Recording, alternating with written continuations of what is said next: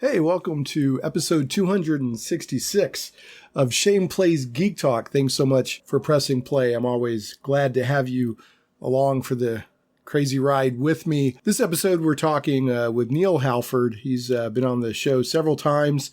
This time, we're talking about the very famous, groundbreaking computer role-playing game Betrayal at Krondor. It's the 30th anniversary, so Neal spin some good yarns about the game and the background on the game and the just absolute craziness and shenanigans around trying to get the sequel made and weird stuff that was done and Machiavellian things that were done to him. And I'm not exaggerating. You'll hear as you get in there and listen. There's also a couple of fan events. There's a get together and then it's in person. And there's also an online get together.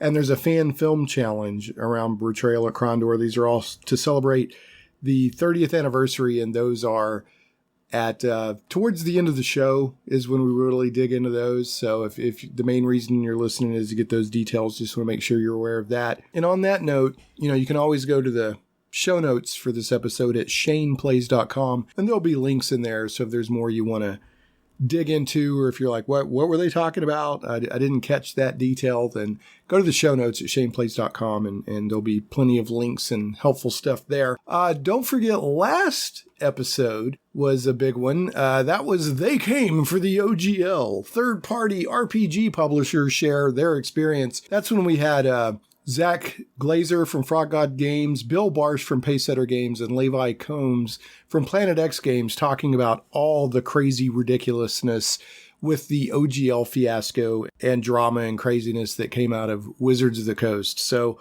if you missed that and that interested you at all, it's a cool episode because there are a lot of people covered the facts of the situation incredibly well.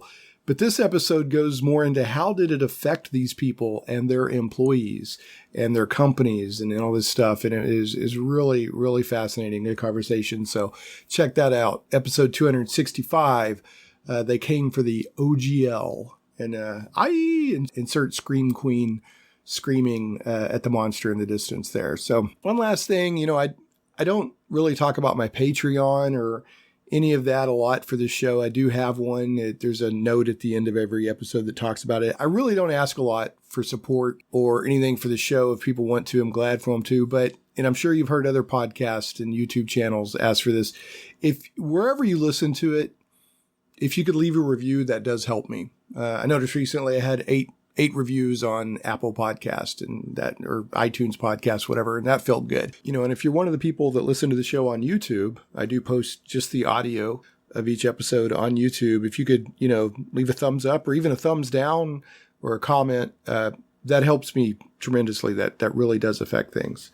Anyway, other than that, buckle up. And here we go with Neal Hallford and Betrayal at Krondor. Shall we play a game? Why, yes. I believe we shall. Oh, I got a live one here.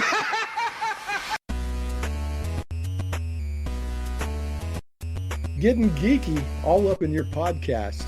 It's Shane Plays Geek Talk, a journey into the things we love. I'm your host, Shane Stacks. Thanks so much for pressing play. And on the show this time around is a friend of the show.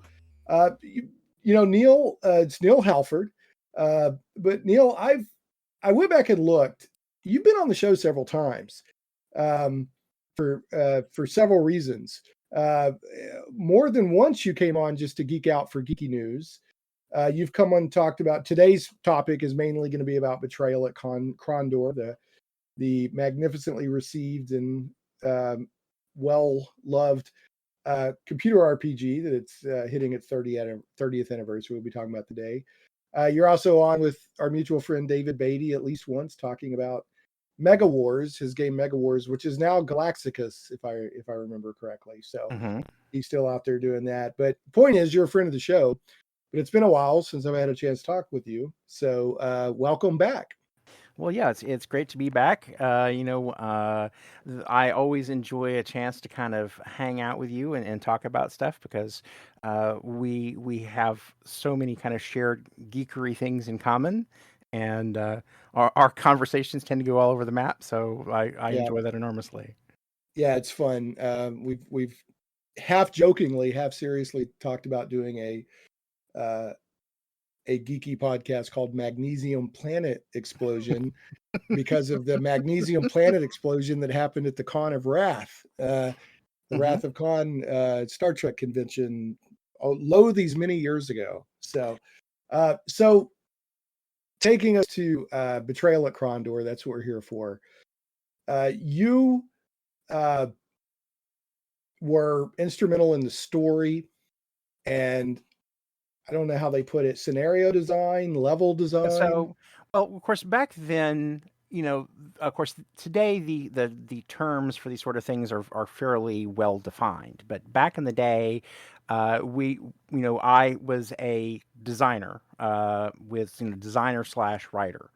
And of course, John Cutter was the lead designer on the project, but he was also technically a producer, even though they weren't really calling people producers yet at that point. That was still something that sort of came along. Yeah, he's got a credit as director. Yeah, director. He's the Yeah, director of it director. because they were definitely thinking about things in sort of movie terms at the So did he have time. like a megaphone? Was he running around with a megaphone Yeah, he had a megaphone, and he yeah, also had those jodhpurs. yeah, right. He had a little director's chair he would And a fold out little and set in. beret. Yeah, the beret. Oh yeah. But anyway, so I was technically designer slash writer, but in terms of the production of the game, I was writer, but also sort of a co-lead designer on it because John and I, just because of the size and the scope of the game, particularly as we rolled along, there was John was spending a lot of time also wearing a producer hat, and so. John's making all of the big decisions about the main kind of systems in the game, but I was doing a lot of the stuff in terms of when I'm writing stories and saying, okay, here's a scenario, that's going to happen in the game, and so that would be event design or level design. So, Right. and then as we got in further into the project, we were pulling up people from QA and kind of elevating them to basically what would be junior designers now. And so we had three other folks that came up from QA for us. It was first we had Timothy McClure Tim McClure, and then we had Chris Medinger and Joseph Munich. And so those guys the three of them were really kind of responsible for taking a lot of the stuff that John and I were working on and developing, and they're down in the trenches and saying, okay, well, this dialogue needs to come up at this point. So they're down in the code and putting in the tags around, so that it'll show up, so whenever you knock on this house, here's the message that's going to pop up, or whenever you open up a chest, well, the chest is located here, and then working in the tile editor. So they're doing all the really hard grunt work of trying to make all of the crazy stuff that John and I are coming up with function. Yeah, From and that's from definitely beyond the normal QA job Yeah, description, or at yeah, least and it would so have been. Yeah. Well, can you give me those names again? The reason I'm asking is sure. because I've got the credits page for Betrayal at Krondor pulled up on So GameSpot, so Tim and McClure is the mhm, first name. So he was someone from QA who actually got the official promotion, became a junior designer. Then the other two were Chris Medinger and Joseph Munich, and they were still technically QA, even though they were basically doing okay. design jobs during towards the ends of the project. The And reason I wanted you to throw their names out again because they're on the credits page I'm looking at here. Their names did not make the credits, so I just want to make sure that they got their names oh thrown out yeah, there. So they were in QA, and yeah, they were, and again, but again, they really should have been regarded more than QA, right. because they were doing really hardcore stuff. Yeah, it sounds like it. Yeah. But anyway, so yeah, so that's sort of titles and hats and everything or whatever. But story was, of course, I was the muckety muck in charge of driving the story. John Cutter and I came up with the overall, a sort of what the the overall plot was going to be. I did all of the subplots and all of the crazy tiny things.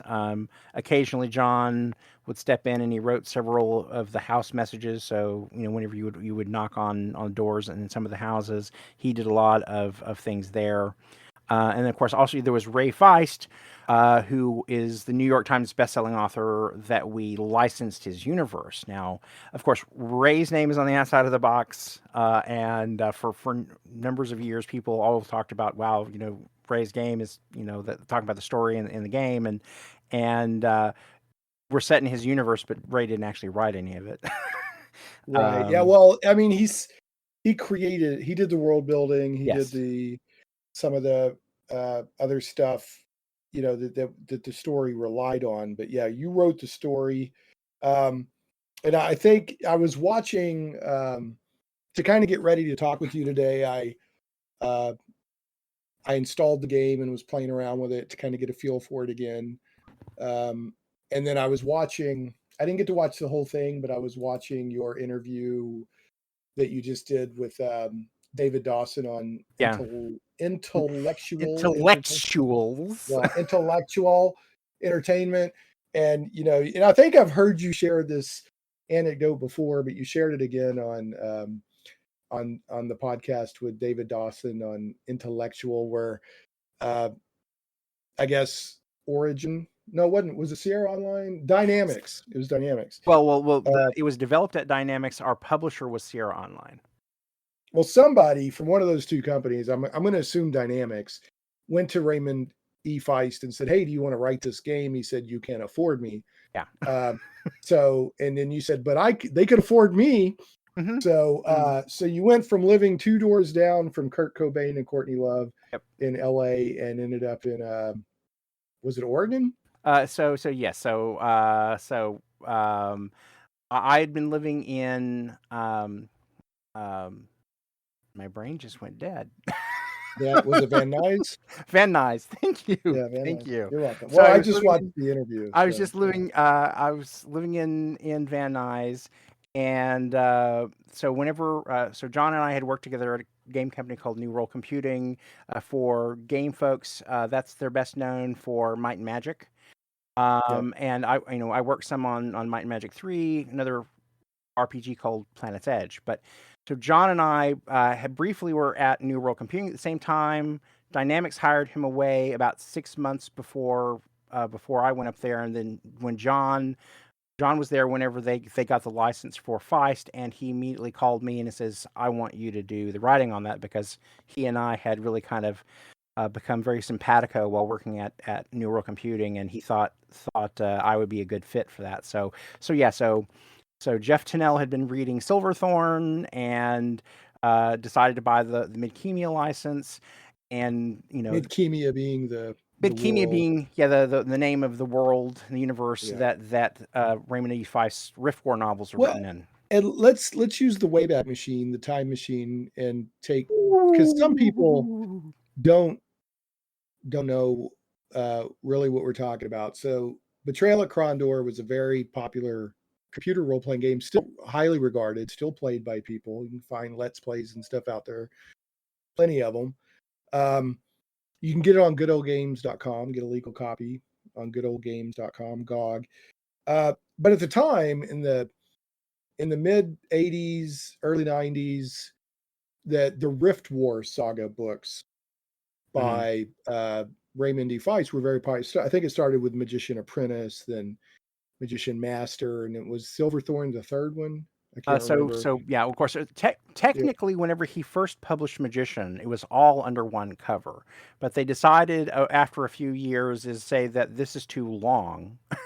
So whenever they went to publish the paperbacks, they split it into half. And so yes, it started off as Magician, or it became Magician Apprentice and Magician Master. And of course now they're back under one cover again. But for a period of about 10 years, they were the first book was split in half, and so the order are Magician Apprentice, Magician Master, Silverthorn, A Darkness at Sethanon, and those are the Riftwar quote unquote proper novels. Now there are later books that are set in the same universe, but they're considered as part of a different period or whatever. So And so these books were very popular.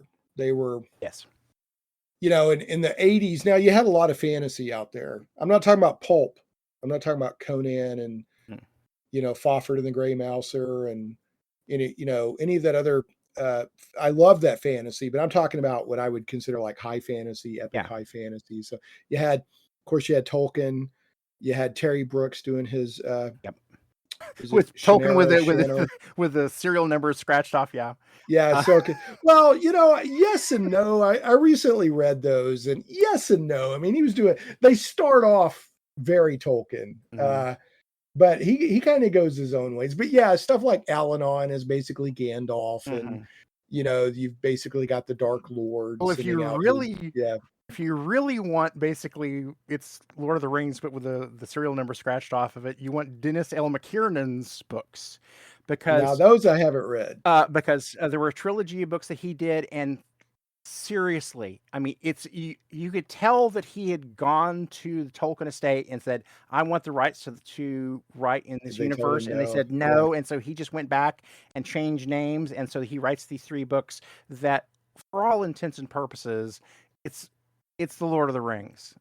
so instead of them being halflings or hobbits, they were half-bits. They Is were that how they you do were it? I can't remember, but I mean, it's like the little short people with, like, the big things. They had large gem-like eyes, and there's the Uh, elves, and there is one sequence that it is the whole situation with the creature in the lake in front of the mines of right, Moriah. right. He writes that scene almost, you know, To a almost T. to a Wow. T, and it's just like, Wow. how did he get away with that? Get away with this. Yeah, Um, but I had um, never heard that, But but yeah, so yeah, Dennis McKiernan, and they're actually good books. I yeah, enjoyed but they're them, just so but similar, it's right? They're just like, so oh, come derivative on. or whatever. Yeah. um, Well, it's kind of like when a big popular movie comes out, there's always a knockoff movie that, so maybe he's just like, I'm not proud. I'm going to write this and have fun with it. So, I don't know. I'm just thinking out loud. So the original point was you had like, you had stuff like Tolkien, you had Brooks, you well, had some other then stuff out there. there's Eddings, Uh, who was David David Eddings with the Eddings was great, Belgariad and all that. and Very good was stuff. it Farland or whatever, that was also really big back in the day. But these were the major league, before we get into Brendan Sanderson or any of these other folks. These are the huge heavy hitters that are doing fantasy. Right. So that's the point I was getting to. So the Riftwar Saga by Feist was a major. I mean, people still read it, I'm sure, but I mean, it was a big property. Yes. So you got Feist, who said, you can't afford me, and so you got to step in, and it made a very popular computer role playing game. But like you were saying, it was like, oh, this is written so well. That was actually all you. Feist's name was basically on it, which is fair. It's his property, right? Uh, but yeah, your writing was so good and your plotting was so good. I think most people just assumed that it was him doing all the writing. Well, I mean, of course, Uh, it was even beyond assuming, because that was obviously what we were pushing. right. Whenever, because marketing is saying, "Well, we got Freedom Device." Well, if you have a book based on a Stephen King or a game based on a Stephen King book, you'll probably want to market it like Stephen King wrote it. Yeah, Even though there's a guy in the background basically ghostwriting it. they've got Ed. Um, yeah, but at least, yeah, you got Ed. But at least in your case, I mean, you're very prominently in the credits for story and all that stuff. So they didn't try to hide you. No, They just didn't trumpet you either. no, But the point was one thing that and nobody would have bought it, or nobody would have been as interested in it as saying, "And here's a game from Neal Hallford." Okay, right. Yeah, and that's and great. what's Yeah. that to me? But your writing was so good that people just assumed it was Feist writing it. And then also, uh, if I remember right, Feist incorporated some of your stuff into one of his, like Krondor the Betrayal or something like that? Or the next trilogy of books that he wrote, in which starts off with Krondor the Betrayal, which was basically a novelization of the game. That and if you look actually in the thank you of that book, in the acknowledgments, and also in the dedication, he says just straight out, John and I wrote that game. yeah, And and that's nice because he didn't have to do no, that. he didn't have to do that. Yeah. But also, and some of the other thing too is that there was a sequel game called The Thief of Dreams that I wrote. We were going to make a sequel, and then madness happened at Dynamics, where we ended up getting the sequel ended up getting canceled. But Ray still had his hands on that story, and so some of that story ends up filtering into the next two books that he developed after Krondor the Betrayal. That came out. I mean, of that has to that feel plot. good. Yeah. Well, I mean, I it mean, felt real. I yeah. mean, it's the nice thing about it is that Ray could have completely ignored us, and what we did, Right. but we became canon. So That is cool. Yeah. So he's got Janie Wirtz that he co-wrote 3 books with, that about the Empire series. That kind of happened at the same time as the Rift War, and so they are they're connected to that universe. But so I'm some sort of the other person that owns a piece of the canon for Midkemia, at least in terms of having created. I don't actually own it, so I don't have the license. So I just wanted to give you kudos for that. That's no small feat. Also, one of the things that struck me when I loaded up the game again and was playing it, I'm sure you hear this a lot, and I'm sure it's come up in interviews and stuff, but that is it feels like playing a novel. Mm-hmm. Not that sometimes people will say that and it's an insult, like there's too much text here, but there's little text boxes that you might be walking down the road and something will pop up, or you'll go to haggle with a merchant, or and you get these wonderful little written moments. Mm-hmm. And it feels a lot like a novel. Oh, and it is. Novel. I mean, it really and truly is because whenever John and I were sitting down and starting to figure out what this game was going to be, we said we are adapting a novelist, and a big part of what makes the game, what makes this universe the universe is not just, okay, here's this character and here are these places and locations and histories that are there. Obviously, all of those things can be portrayed in the same way that they would be a movie, but also part of that experience is that reading Ray's books and you are kind of sucked into the authorial voice of Feist, and we said part of connecting them and really making them feel like this is part of Ray's world is we set out from the beginning and said this will be an interactive novel. It's a novel that you play. And so that was sort of a creative conceit that we started off at the very beginning. It's broken into chapters. It has a little chapter at the beginning of every chapter. There is a written thing of text along with kind of a little early cinematic kind of thing that's there. And as you said, there are a lot of encounters that are just purely text. But all of that was trying to reinforce the idea of this literary connection to the original books and to the gameplay. And so it's kind of funny because I tell people sometimes is that I did a word count on the amount of text that the player actually ever sees, and there's more text in it than Ray's longest novel at the time.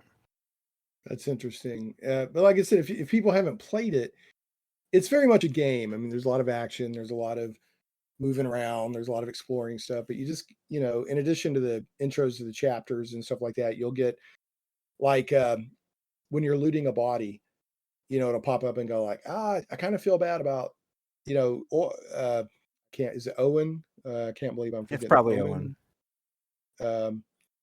Whoever the magician is that they. Owen's the one that's with you most of the time. There's this Patras who shows up later, but Owen's who's with you most of the time. Owen was like, Owen felt bad about looting the newly dead corpse, but he's like, it doesn't have any use for it anymore. So you're still looting the corpse and dragging stuff off of it, but there's all these nice little literary moments sprinkled on top of it.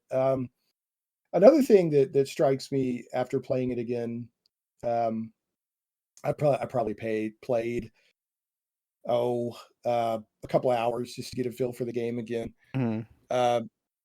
Is for this came out in, is it 93? So yes. When did it come out? So it came. So its launch date was June 23rd, 1993. So it's a 30-year anniversary, and that's going to tie into a contest you're doing and some other events to tie in one of the things we're going to talk about today. But so this game came out 30 years ago, which in computer role-playing game terms and in video game terms is quite a while back, technology-wise and design-wise. And this game, they paid off, okay? But this game made some very bold choices in design. You had the 3D where you're walking around and you basically, I heard you talking to David Dawson. I probably read other places you mentioned this. You adapted flight simulator technology Yes. to allow the characters to walk around in 3D. When you go into combat, the way that the enemies and your characters are laid out next to each other and how they can move and in relation to each other and fight was very unique, very bold. The literary thing you mentioned, very bold. When you go into a city, you hover around and click on buildings to get in, and and as you move your mouse around and say, well, you can sell or you can leave or you can, and that was kind of adventure game-ish. Yeah. Moved into a CRPG. Yeah, that was. So I'm saying that was of course, so one of the problems that we had, it's kind of ironic because that all the little tiny, what would essentially be villages, end up being 3D buildings in the game. But the big cities like Krondor and Malik's Cross and some of these other places are painted backgrounds. And the main issue is that in order to create Krondor, you're talking about hundreds, if not thousands, of buildings that need to be explorable, and that there's no way that we could have done that even remotely any justice with the game engine that we had.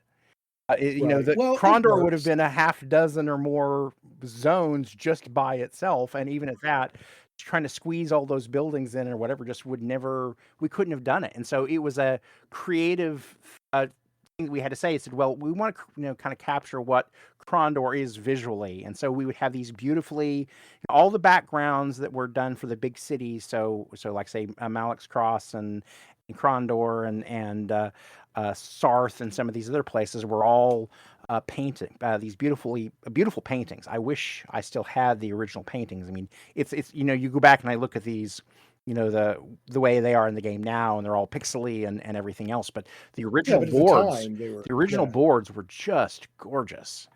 And so if you've seen the cover of Betrayal at Krondor, it has this amazing painting, and so the same guy that did that cover did the paintings of the little towns, of the town paintings, and again, so it's just incredible, but the detail and, like I say, just visually very striking. But anyway, so in that particular case, of course, being that we were a subsidiary of Sierra Online, and what Sierra Online was best known for back in the days, they were the kings of adventure games.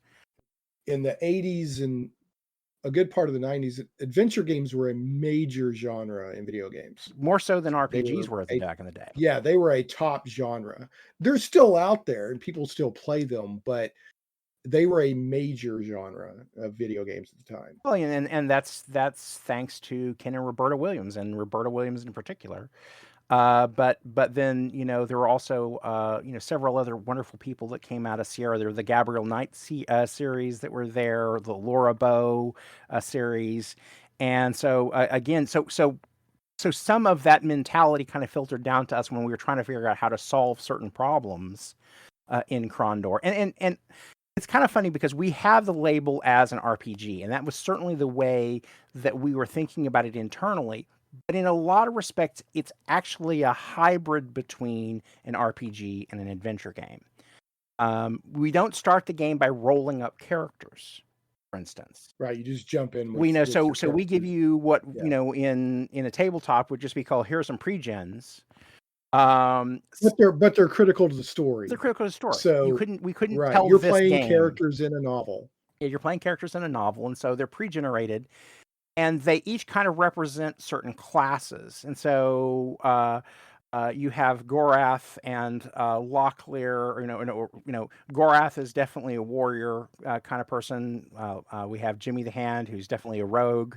You have Locklear that's sort of in between. You got the magic users through Patris and Owen.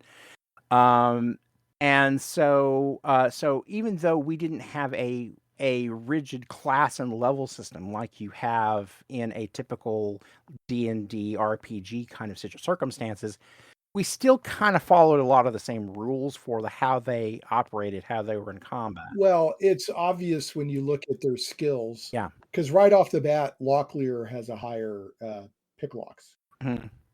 Right. So I think it was Locklear. Well, you're Jimmy the Hand, James. Well, no, I'm talking about the characters you start with. Yeah. But yes, so Locklear's got he's spent some time with Jimmy the Hand, so he's right. So he's at the very beginning you can kind of look at the skills and say, okay, I see the role that they fit into, mm-hmm. even though it doesn't say cleric or thief or right. Whatever. Anyway, so you've got and kind of going back, and I'm glad to be having this discussion because when I had you on in 2016, believe it or not, to talk about Betrayal at Krondor, and you were doing sort of your personal passion project of remastering, I think, the first chapter in Lumberyard, Amazon Lumberyard, the game engine they were releasing at the time. That's when you came on when I was on the radio. So we had like 50 something minutes to talk. Yeah. And there was a news segment as well. Right. So we didn't really get to talk about Krondor itself. Mm-hmm. So I'm glad that this time around we're getting to dig more into the game. And I do, or if people like computer role-playing games at all, if you haven't played it, go play Betrayal at Krondor. If you consider yourself a computer role-playing game aficionado and you haven't played it, even just go play like the first chapter or something just to play the whole thing through, please. But if anything, just play the first chapter, get a feel for how this game was innovative and Neal's writing. But yeah, I noticed that it's a really easy to understand shorthand, which I think is a result of good game design. Because if it's intuitive to the player, then that means it was good game design, and there could have been hours of discussion behind the scenes leading to it. But it feels natural. It's very apparent from early in the game that if I go to a city and I've got to click around on a picture to go places, then that's a city big enough to have that. And if I'm just walking around out in the wilderness and I find a bunch of houses, then that's a small town. And it was just very intuitive and easy to understand that. Because the first time you go up to a house and it turns out to be a shop, you're like, oh, I'm in a little village. And then it just feels very natural. And then you just move on from there. But yeah, there's all these little houses. You just want to touch all the houses to see what happens. Sometimes nothing. Sometimes a lady will come out and run you off. Sometimes a shopkeeper. We try to tell little stories, and Yeah. like, and we're also kind of playing with the irony of the fact that you're just, you have this big mission that you're having to accomplish or whatever, but you're out like knocking on people's doors. Yeah, you're knocking on people's doors and poking everything with a stick. And well, I love you put in some dialogue that it said something. This lady was like, oh, I got to hurry up and get these mushrooms over. This was in Zug. I think the name of the village is Zug. And it said, or Guz or something. It was one of the first little villages you encounter and going south towards Krondor. and the lady said something weird like better eaten than dead or something like that, and in like it was a proverb, Mhm. and your character is like, well, that doesn't make any sense, and she's like, yeah, and she goes, yeah, I know, it's just something the Baron used to say, Mhm. you know, and then it was just like, and then there's no further explanation. So I love And little moments like that. occasions like that, I'm actually pointing back at things that Ray writes in his books. And Yeah, so particularly for people who have read, now the thing about it is you don't have to have read Ray's books to understand what's going on in the game. I think But that's if fair. you Yeah, have, if you have read the books, there will be lots of little Easter eggs of things that I mention or happen in passing. That's kind of nice because it's just like, oh, okay, I know what they're kind of referring to, or we're kind of winking at something that happened in Ray's books. right. But Well, it's yeah, it's good stuff. Well, another thing I love is that Locklear is like, and this is just due to the limitations of time and game design mhm, 30 years ago, because we talked about when you came on a few years ago to talk about Betrayal at Krondor, you know, your mhm, remaster project, which was a personal project, yeah, not a no, commercial no, product. Got to be very clear on that. yep, You were talking about how like newer game engines have draggable dialogue option trees that make things a lot easier. mhm, Uh, so back in the day, sometimes you would have encounters that didn't make sense just because you didn't have enough dialogue tree or yeah, encounter tree logic to deal with it. So Locklear is like, tell no one who we are. Don't let anyone know who we are. We're totally undercover. I got to get Gorak to Krondor. mhm, And then he'll go into a city and see a friend, and mhm, he's like, "Hey, it's me, Locklear, and how's it going?" You know, and this dwarf is like, "I haven't seen you since you were a lad," and so it just leads to funny little moments like that. mhm. Um, but yeah, when you're on the main road, Locklear is like, "Shh, shh, don't. Your name This isn't even They're Owen." assassins. They're Yeah, assassins. Yeah, yeah. yeah. There's assassins around. And of Yeah, but course, if he goes to a, and go Thorgath. ahead. So instead of Gorath, he's an Yeah, elf named Thorgath. Yes. Thorgath instead of Gorath. Yeah, so. Yeah, and I love how the Owen's friend who was at a party with him the night before comes running up. Hey, how's it going, Owen? Like, you know, trumpeting. Mhm, What are you doing? I figured you'd be going to this town, you know. And Locklear's over there chewing his own lips off. mhm, So uh, anyway, uh, but that leads into I'm not getting in. I'm getting into the game design part of it. mhm. Like, if you were making Betrayal at Krondor 30 years later today, you might have had the time and resources to adapt the interactions inside the cities to the Locklear was trying to be all, you know, quiet and stuff like that. So I certainly don't want you to take that as I'm critiquing Oh the no, game. no. Yeah, I mean, obviously the the there's so many things that that I would probably go back and change or fix or whatever. Because a lot of the questions that came up whenever I started fiddling around, and I just wanted to kind of quickly, for since you've already mentioned it or whatever, I want to kind of talk to people about it a little bit. Is the Krondor remastered thing that I was doing a few years ago? This was purely me trying to teach myself tools in Lumberyard and how to use that right. engine. And so I was just kind of starting off. I apologize. I got a car outside the window here, so I hope that's not causing problems.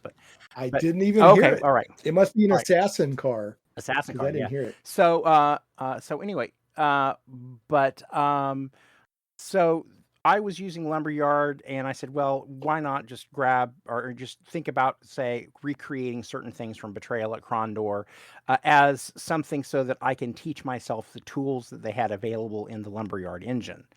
And so this never turned into something that you could go download or grab. It wasn't something you could go buy. And so, because periodically people say, well, where can I get whatever, or how's that project going or whatever? And I said, this was a short-term thing that I was doing just for my own amusement. And I shared some videos from that stuff. I also did later on. I did some stuff where I actually built out some of the how I imagined some of the ends might have looked like, and some stuff in 3D, and I was messing with Blender. But uh, This is not a remake in terms of, like I say, not something you can go out and play with.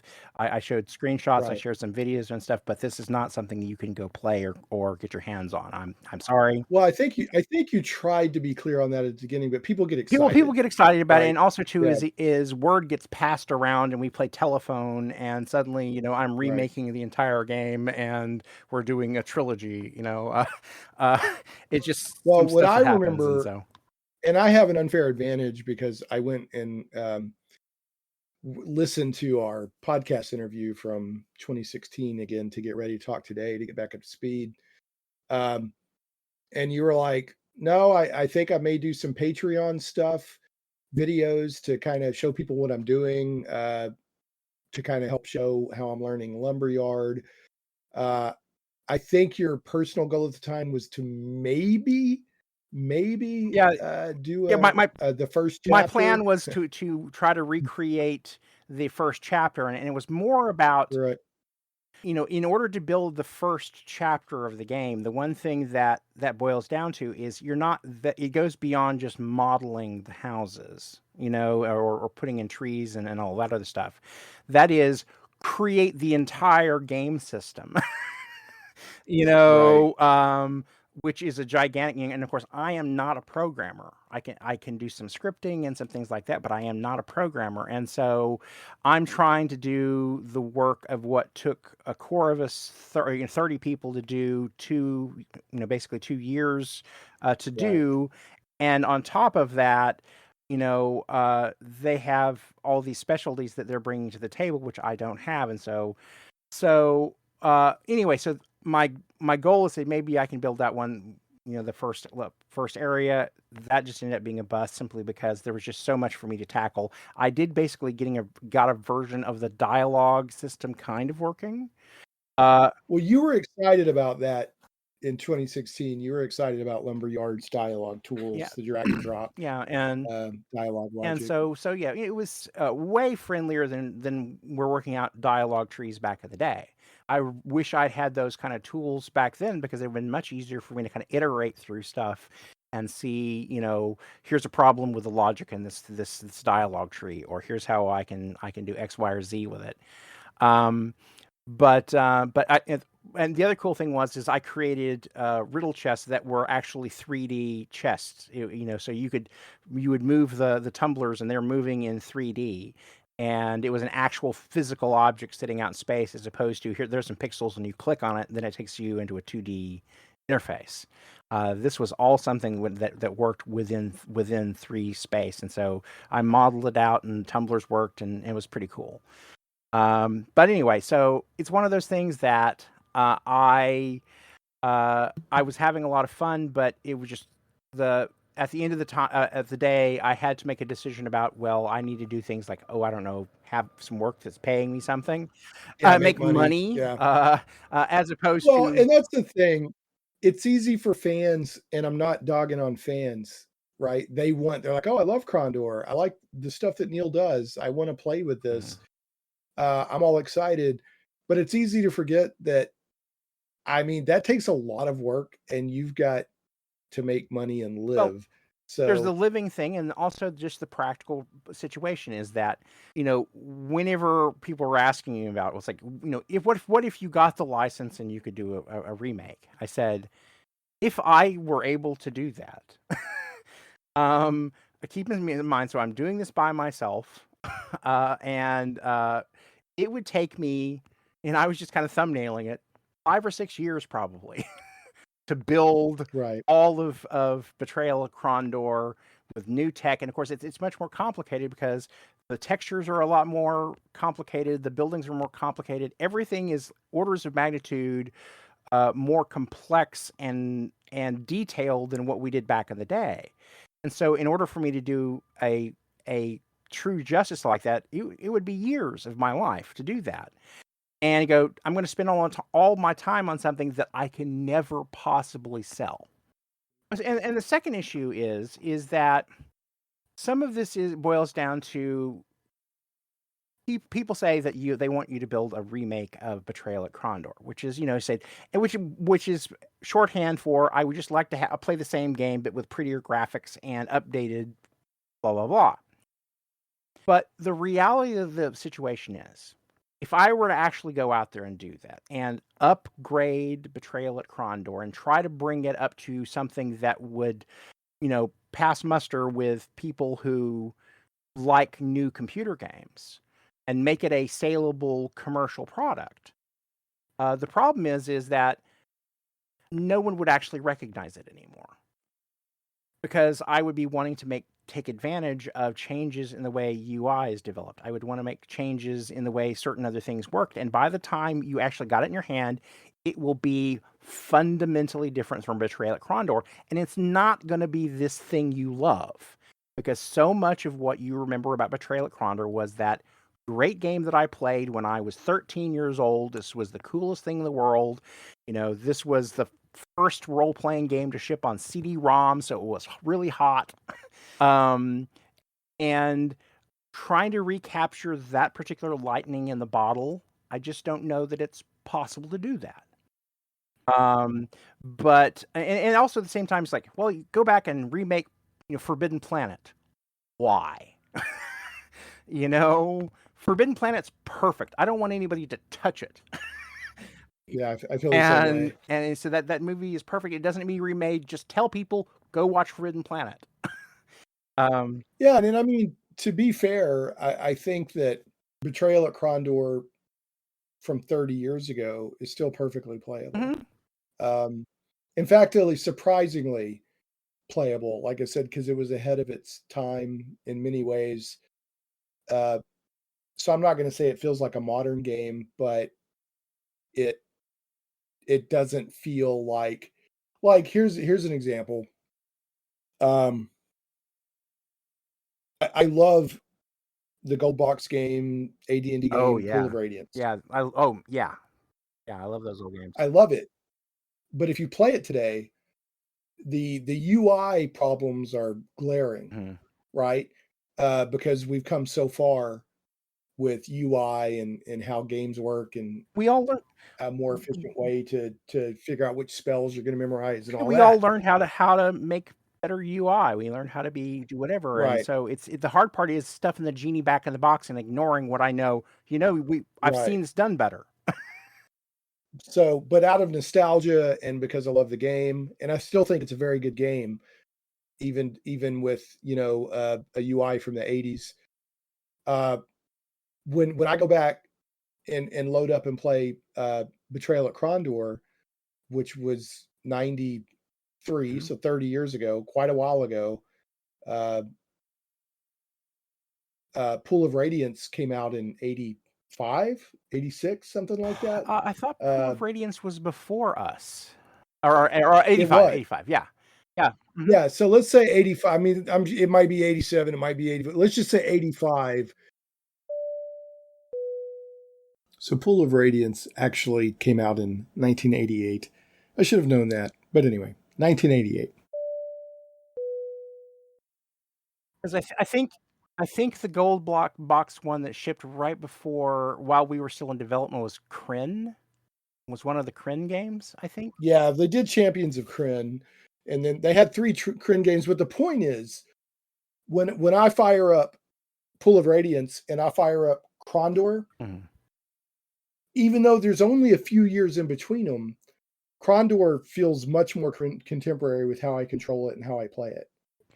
It doesn't feel like the UI is in the way, right? I've still got to learn the UI, Well, of course, Krondor is a 3D engine, right? as opposed to a 2D engine, and so even though it doesn't graphically look as sophisticated as stuff that you play now, but it still functions in the same way. Whenever you're moving through a 3D space, those same muscle mechanics still work in modern games as the way that we were doing them back in 1993. Well, I'll even take you a step further. You have different functions when you click on an icon for right click and left click, which Yeah. that's kind of an innovation. Uh, It seems that seems obvious now. Context, we have some kind of contextual kind of things.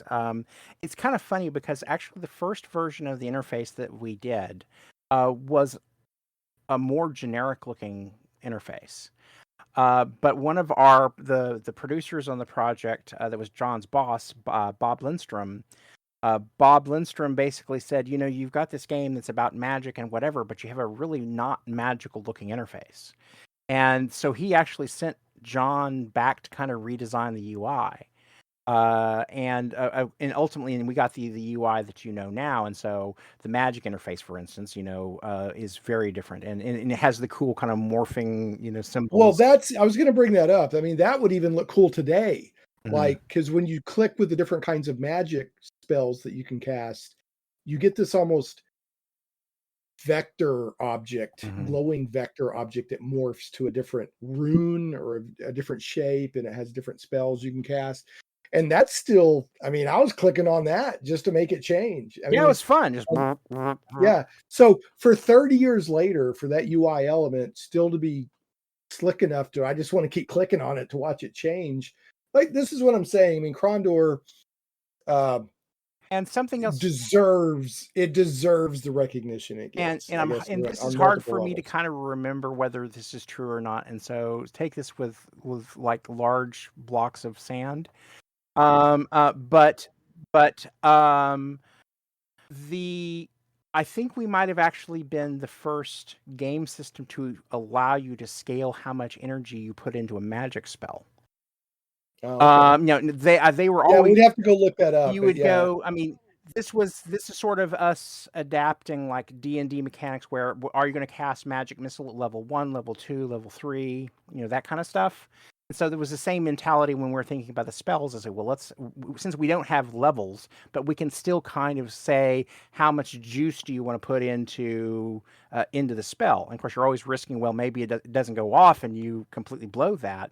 But I'm fighting a tougher monster, so I want to put more juice into the spell. And it costs you health the more juice that you put into it.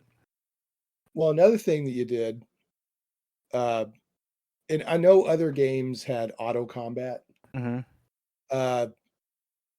But what you do when you click on auto combat in Krondor is it plays out the combat for you. Whereas a lot of games, at the time would just jump to a screen and say, here's what happened. Mm-hmm. Right. So, you want to watch it. So you had AI in there playing out, and you got to watch what happened.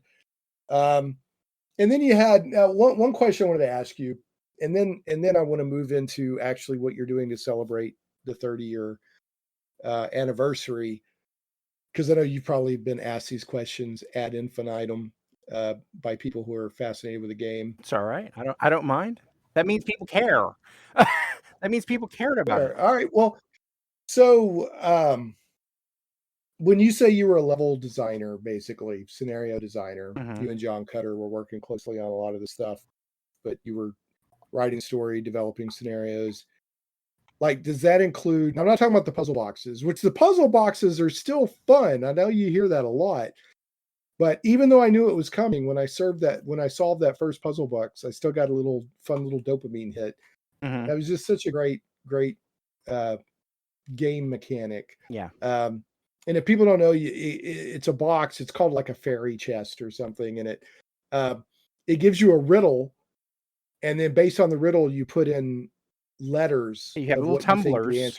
So if you think about a combination lock that you have that has little rotating tumblers where you put in different numbers, it's the same concept except they're letters. Well, and I remember, I think it was Matt Barton said this. It may have been in an interview with you, our mutual friend Matt Barton from Matt Chat. Game historian and your co-author. I'm his co-author on Dungeons and Desktop 2nd edition. Yeah, that's fair. I was glad to be along for the ride, but I was definitely the co-author. But folks, you can get Dungeons and Desktop 2nd edition, the complete history of computer role-playing games. Go to Amazon. So Matt Barton and Shane Stacks. I don't know why I said it like that when I'm. Well, just because you're just like, hey, you can shill your stuff, man. Yeah, well, it was like my voice changed though. I was like, hello, the book. Yeah. So anyway, but I remember him saying that like his wife or girlfriend at the time had no interest in computer role playing games, but she would come into the room because she wanted to be in on solving the puzzle chests because she liked that aspect of it. So that was just a fun little innovation. That it's so funny because the number of times that we heard of some version of that story was that one person would be playing the computer game and then they would hear the music come on for one of the riddle chests, and so spouses, girlfriends, significant others, whomever would come running in and they wanted to be there to play with the chess. And so hands down, it's one of those signature things about the game that just became one of the things for us, is that people love those chests and those riddles and everything.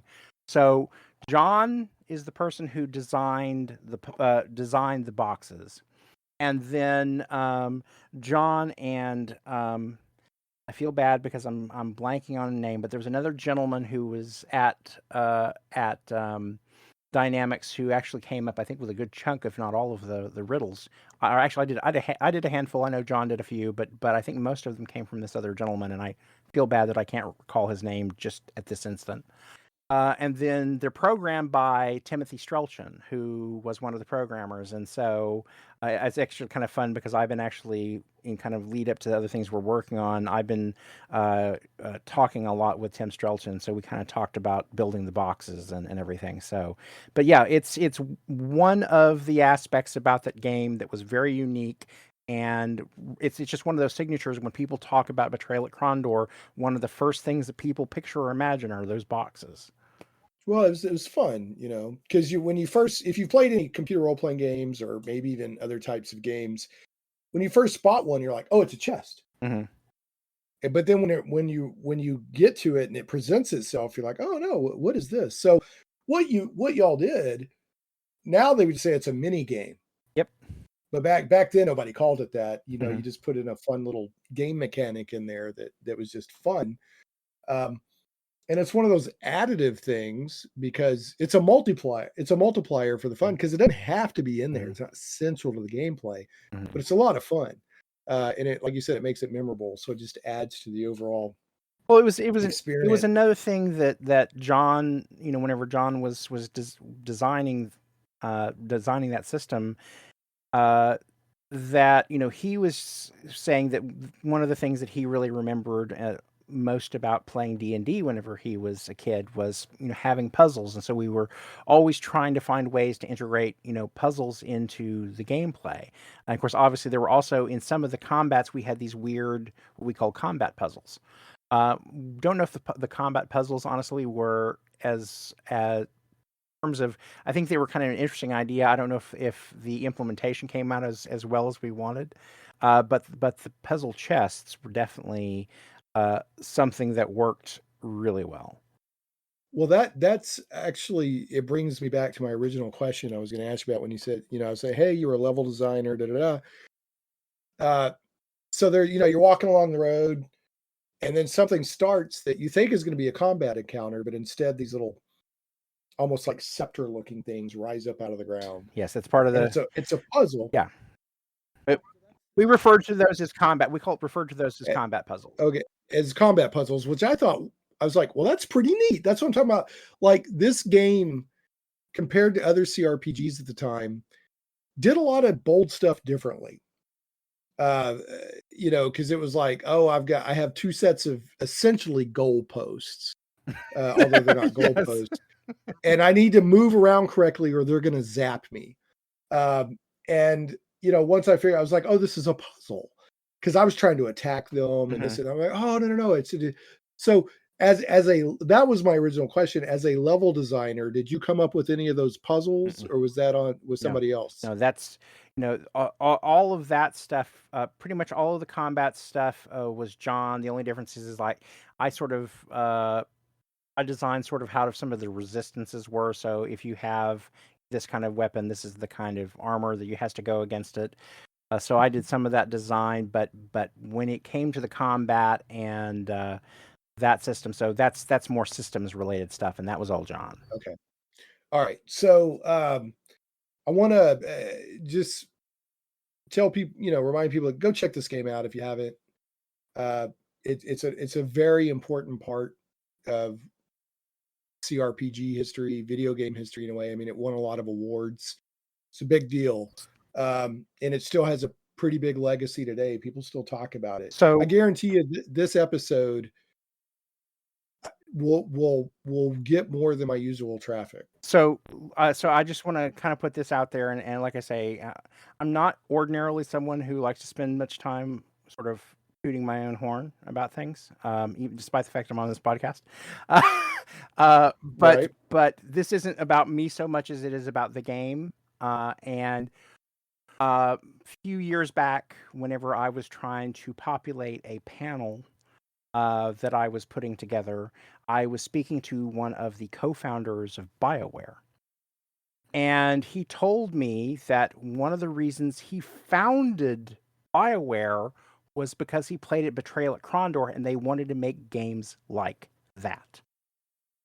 That's quite a compliment, because BioWare went on to make some of the best computer role playing games out there, in my opinion. Yeah. So that's a high compliment.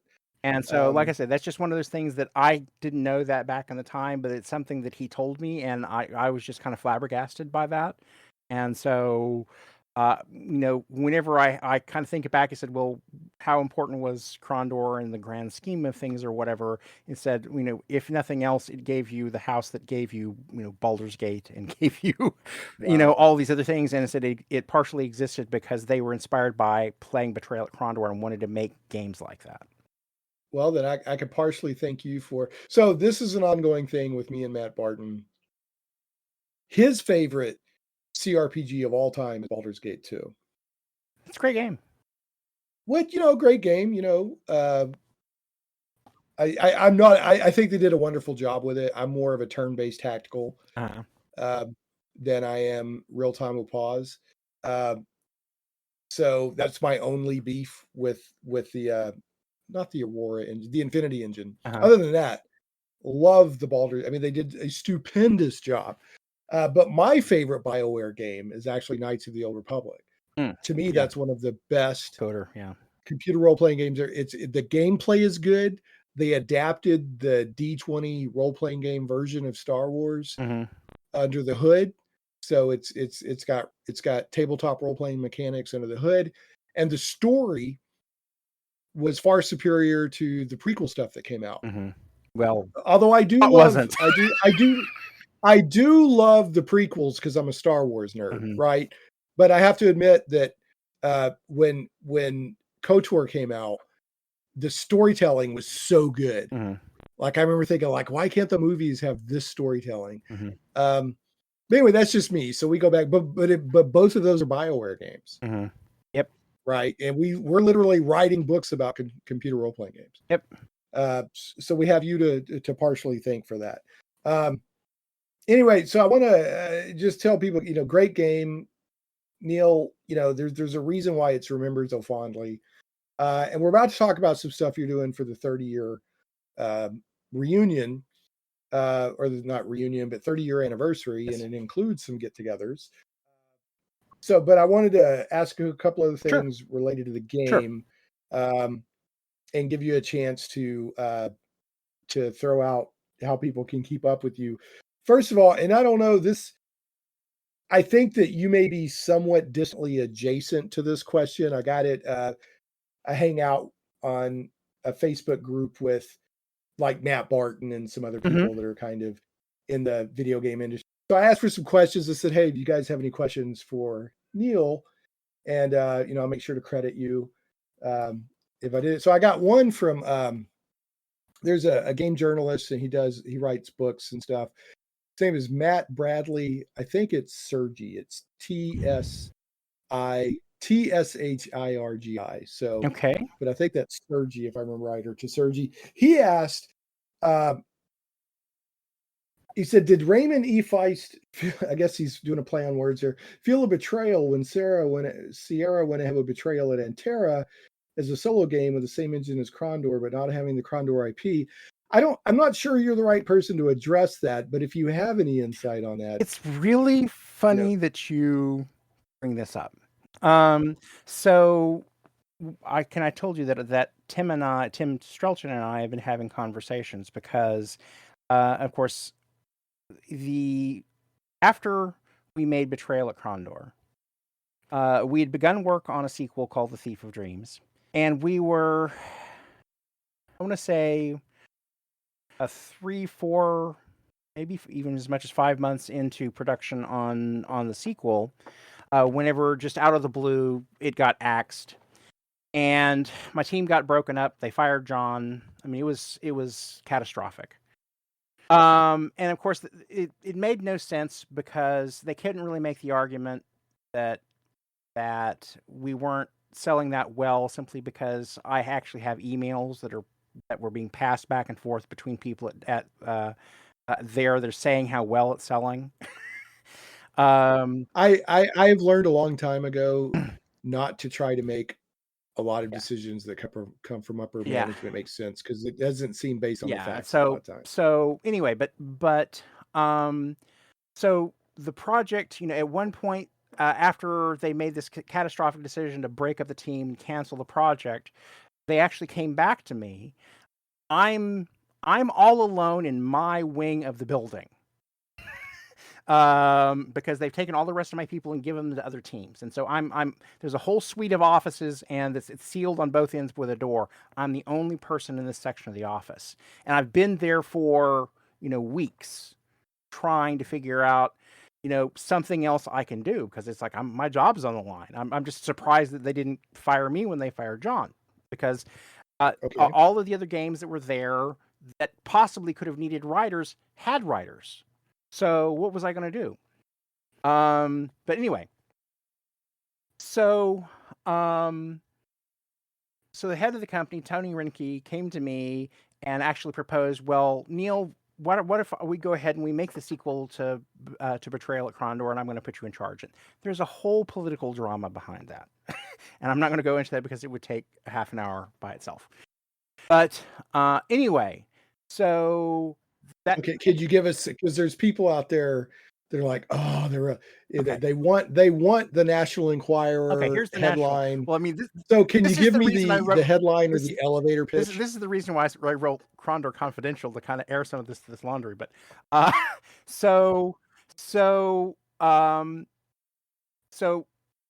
after they broke everybody up and they sent them off to different teams, Tony Reinke came back to me after a few months of me just going crazy. Do I have a job, doing whatever? Neal, don't worry about it. Everything's fine.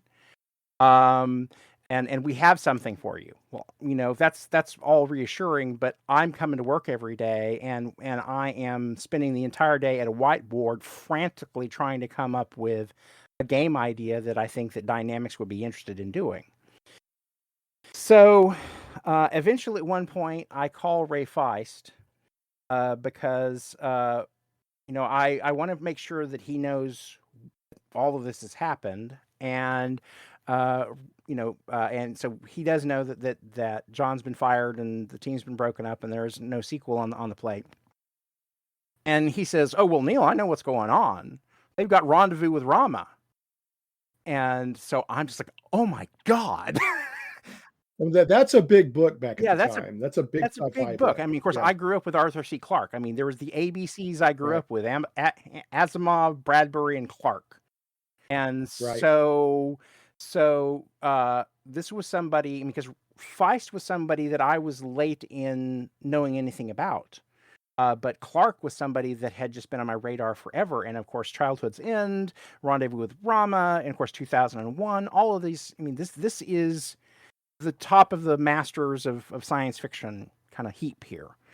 And so the idea that I was going to work on this, and I got super excited about all this other stuff. Well, lo and behold, they didn't actually end up having it developed at Dynamics. They sent it up to Sierra to be developed. So I was super bummed about that whole situation. But anyways, I bet. So after this shift happens, then Tony comes to me and says, "Okay, Neal, I want you to go ahead. We're going to give you the reins. You go ahead and we'll have you make Thief of Dreams. But here's the condition: you need to make it in half the time and third the budget. So nothing. So they see. So I love how companies do this. They see what it takes to make a successful project, and then they give you conditions that are impossible to make that successful project. Totally I never have impossible. understood And of course, that. also too, I mean, so there are a couple of levels of this. Is number one is, okay, I'm a writer. I definitely cut my design teeth while I was working on this project, and I could do those tasks. What I was not experienced at is I had no experience being a project manager and really managing a whole team of other people, and certainly nothing that costs millions of dollars to produce. Of course, in this case, it would be and let's not forget to mention that while you had your more limited duties on Betrayal at Krondor, you ended up being ordered by the doctor not to work for a week. Yeah, and that you were overworking yourself. And also too, whenever people tell that story, I just want to make sure they understand is that was my choice. I was the one overworking myself. I'm not. But that was the amount of work that had to happen. Yeah, well, that had to happen, and so I sometimes people say, well, oh, your boss must have been terrible. No, my boss was awesome. He's the best, sweetest, dearest guy in the world, and so I would never want anybody to think that John was ordering me to do this. This was my choice. But anyway, well, let me tell a parallel story, and then we're going to get back to unfolding more of the National Enquirer story here. Okay. The guy that did the practical effects on John Carpenter's The Thing ended up in the hospital with exhaustion, not because they told him to work to that level, but because he could not work at that level. Like, he's like, if I'm going to do it, I'm going to do it like this. Yeah, right. Anyway, back to the National Enquirer. Yeah, so, but anyway, so Tony Reinke hands me all this other stuff. Here are unwinnable, what I see as unwinnable conditions, because he hands me the folder that we have the budget, written out of what we had proposed that we were going to do.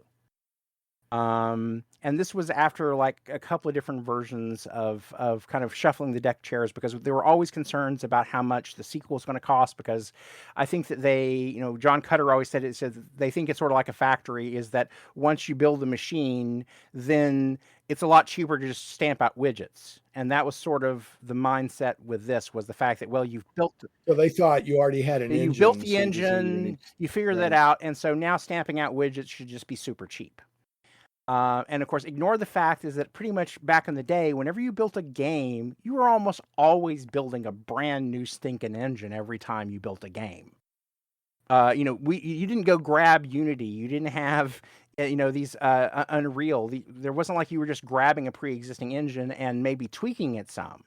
You were building this from freaking scratch every freaking time. And even though we were going to use, we started off Krondor with the Aces of the Pacific engine, or I think it was Red Baron, but Aces was in development while we were doing it. But even though we had that engine, once we put it on the ground, we had to make a lot of modifications in order to make it really work, properly. Anyway, so. And by put it on the ground, you mean literally put it on the ground. We're we're walking. To let people move around on the ground with technology that was built for flying. It was designed for flying around. And so, and seeing some objects close up that you're not really meant to ever see close up, or had not been designed to be seen close up. But anyway, so you go do this. And so I'm looking at all this other stuff, and I'm not the greatest mathematician in the world to begin with, but I'm looking at these numbers and I'm trying to figure out, let's ignore the larger sort of aesthetic notion of, I think we've put out a game, it's winning all kinds of awards, it's selling well. And so coming out with a game that is smaller and less ambitious than the first game makes no sense whatsoever. You're going to ruin the reputation of the thing you just built. We do not want to be perceived as a bargain basement sequel to the first movie. And now, granted that Hollywood does this all the time, and that other gaming companies do this all the time, but to me, that was personally an insult. But because they're trying to do a cash in on the name. And so anyway, so I'm so if we ignore all of the objections I had at that level, said, okay, just practically speaking, can this be done?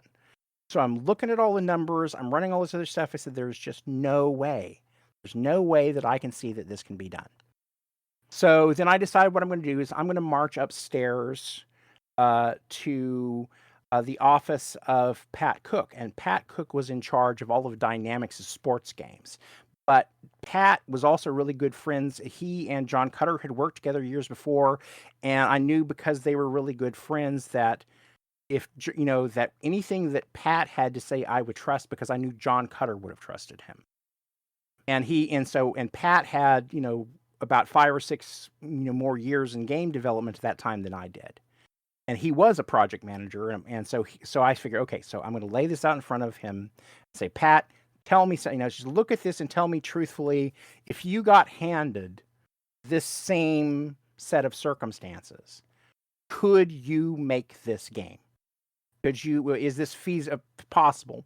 And Pat was, Pat was a real, very straightforward kind of guy. Said, well, you know what, Neal, I'll tell you what, I'll take this home tonight and I'll look at it and come back in the morning and we'll talk about it and I'll tell you what I think.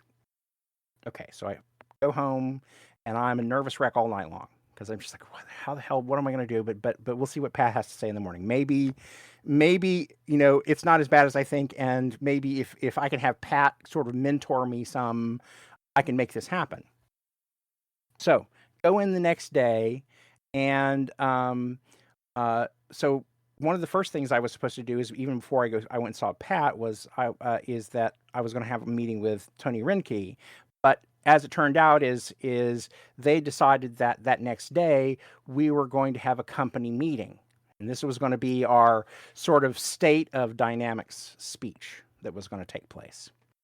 So Tony was actually busy getting ready for that. And in some respects, I was glad that wasn't going to happen because then I would have a chance to go talk to Pat. So go over to talk to Pat. And Pat is just kind of looking at me when I walk in the office. He said, Neal, you're not crazy. You're not crazy. It's just based on what is here. I would not try to make this game because with this budget in this schedule or whatever, you're not going to be able to make anything that's going to be worth damn. And I said, okay, on one level, I'm highly reassured that I'm not insane and that even though I'm not experienced with that, I could at least kind of perceive what was on the table. So, meanwhile, we're, we all have to wait until the afternoon whenever the all hands meeting is going to take place. So for this, they've rented a theater there in Eugene, Oregon, which is where Dynamics was. And so everybody shows up at the all hands meeting. And so Dynamics at the time had somewhere between 300 and 400 employees. And so we're all in this big movie theater down there for him to have this speech. And so it's pretty much what you expect. We go in, we're working on XYZ and everybody's clapping and really happy. And we just kind of go through all the different projects and sort of a general status of where everything is. So he's about to finish and then he pulls a Columbo. He said, oh, and one more thing. Pulls out his little notepad, crumpled out of his crumpled trench coat. One more thing. Neal Hallford has accepted my offer to become the head of to lead the sequel to Betrayal at Krondor. This is, of course, and you're like, and everybody turns around the theater, turns around and starts clapping and hooting, and because everybody's really excited because within the company we had everybody in the company were huge supporters of the game. And so everybody's just super enthusiastic, and I'm just looking at him because I'm standing in the back of the theater because all the rest of my team members are scattered with other teams, scattered through the auditorium. So I'm standing there by myself, staring at Tony Renke, just thinking, "You unbelievable bastard!" Because the thing about it is that you see this happen in books or you happen in movies, and you see this sort of political machination kind of stuff that's going on, and say, "I just lived through this." Because it wasn't even something that I entirely processed at the time, but as I got older, is just kind of seeing and said, okay, so here's the setup. Tony Renke had canceled our sequel. So now the things on the table were, gives it to me, I have no experience and I will fail. So if it doesn't do well, it's all on this kid that I put in charge because I was still 26, something like that.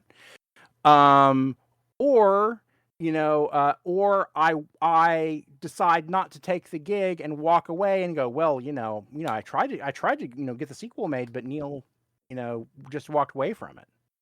So I'm just staring at him. I'm surprised my mouth wasn't just hanging open, or maybe it was. But I'm just staring at him, going, "Why did you do this to me?" Uh, and just realizing that this had nothing to do with me. This had to do with him being on the line about the sequel. So, and of course, if he was, had this whole situation with expectations about what was going to do, and again, half the time and a third of the budget, or maybe it was the other way around. Maybe it was, a third of the time and half the budget, whatever. It was But unrealistic. whatever it was not doable, not even remotely. And so I was left, and so I said, of the two options, to say, I could come in, I could try to make this game and fail, and then my name is on it at the top of the masthead. And I'm one of those people that he says, I'm all up for a challenge, but if basically you decided I've struck out before I even get to plate, I'm not going to play. And yeah, I mean, nobody likes to be set up to fail, and it's actually, in my opinion, good that at 26 years old, you had the presence of mind to at least understand that there was shaky ground in front of you, because there's a lot of 26-year-olds that would have just gone for it. And who knows what would have happened if I tried to do it, because even with Betrayal at Krondor, we were 7 months late and about $500,000 over budget by the time we shipped.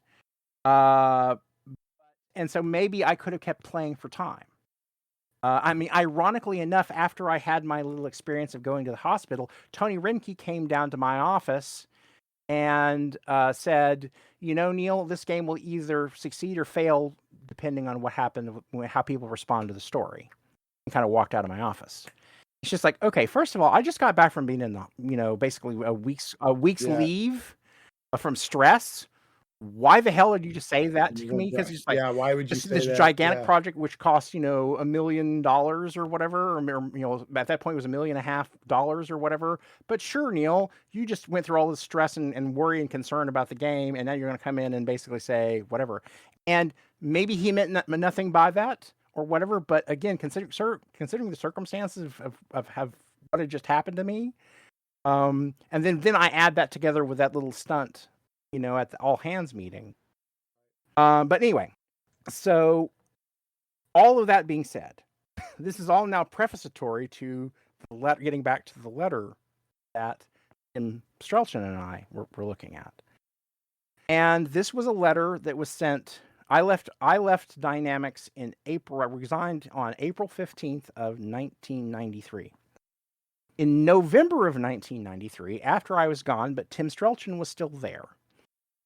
And he was handed the fifth in a series of emails that was being traded between Sierra upper management and some of the people at Dynamics, which was all boiled down to the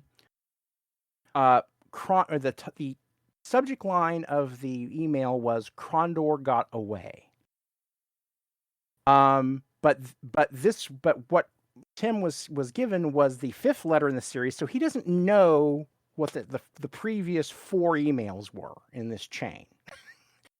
But the fifth one was them talking about, well, if somebody were to get their hands on the 3-space engine, how hard would it be? And I need access to all of Betrayal at Krondor's documentation, the design document, the story, all of this other stuff. And this was sorry to interrupt you. What was it? Was the 3-space engine? 3-space engine. Sorry. So 3-space engine is the name of the engine that was built for the flight sims, and a modified version of that we used for Krondor. So that is the name of that game engine. It's 3-space. And it was developed by Damon Sly. But anyway, so this email was being traded back and forth. And so one of the people on the, I don't know if it was the person sending it or if he's at least in that list of names, is the guy who will become the person in charge of Betrayal at Antara.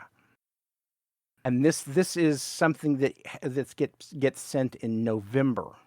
So 6 months after I leave Dynamics. So Antara gets developed. Well, let's just real quick. What Betrayal at Antara was a game that came out that kind of used the same engine but had nothing to do with Krondor. Nothing at all. Right? Okay, but when you release a game called Betrayal at Krondor, and then the same company releases a game called Betrayal at Antara, I mean, there's some implied stuff there. Absolutely. Yeah, they're fooling some consumers. And I think that was entirely intentional, you know. Sure. But after they fired John, after they broke up our team and everything, Ray yanked the license. And I think it particularly was associated with pulling John because he really loved John. He really respected John. And knowing that John wasn't going to be working on that and knowing that, we weren't going to be, I wasn't going to be involved with doing that, he yanked the license from them. And so they had no Midkemia license. And it's interesting that they were asking for the story doc. So maybe by the point, maybe at least in November, maybe they still had Ray's license. I'm not sure. What I do know for certain is that by December of that year of 94, I believe, or maybe it was 95. I'm a little fuzzy on this. Ray took the license and he gave it to a company in Los Angeles called Seventh Level. And so Ray called me and says, we've got the license there. Do you want to come and help develop a game at Seventh Level that will be in the same universe? Now, of course, there were issues of how much, because even though Ray had the license to universe, and so anything that we created at Dynamics Sierra Online, all of that stuff technically belonged to him because it's work for hire, but he didn't want to get into a sticky thicket in terms of conflict. So whenever we started at Seventh Level, he said, we basically had to kind of go back and say, we kind of need to just, so Owen can't come back. Any of the characters that were main characters in. So you were at Seventh Level. I was at the time. I was consulting. I'd moved back to Oklahoma for a while, which I'm glad I did because I got to spend some years with my dad I wouldn't have had otherwise because he died in 96. But he'd had cancer while I was in the later years while I was at Dynamics, and so I was glad that I came back. And ultimately, what killed him was not cancer. He survived that, but he had a heart attack out of the blue. But anyway, but I was back living in Oklahoma for a while. And so I was doing consulting work, which is kind of interesting because Seventh Level had 2 offices, one in Los Angeles and one in Dallas. The bunch that was in Los Angeles, or Seventh Level, was founded in part by Pink Floyd's producer. So that made for some interesting conversations. But anyway, I was involved. So they had a big meetup. So John Cutter, of course, he was working full time somewhere else, so he couldn't really be officially involved in any capacity other than maybe he'll consult a little bit. Well, I love that, like, Ray somewhat was like, okay, if I don't like what you guys are doing, so I'm going to put together my own team. Yeah, well, he just, I mean, that's basically what he was doing. He just basically said, you guys, screw the pooch. And so I'm just going to try this again. And so he takes me down. And so we take to Bob Ezrin at Seventh Level. And we have a big kind of meeting of minds out in Los Angeles at the time it was the Ritz-Carlton, but it's now the Langham that's in Pasadena. And so I come out and we have a big 3-day kind of conference between myself, Ray Feist, John Cutter, and Bob Ezrin, and then the handful of people that were sort of the principals on the game at that time. And so my job was going to be, again, coming in, writing the story, consulting on design. And that was kind of an interesting thing because we actually sat down and because as opposed to John and I or whatever, the folks that were at 7th level that we were dealing with at the time, none of them had ever played a role-playing game before. Knew nothing about it. They did not have a 3D engine. And so the only game that they had done previous to this was a Monty Python trivia game. And so anyway, it was kind of interesting. Well, which now leads, I can't pass up this opportunity. So you were like, and now for something completely different. Yes.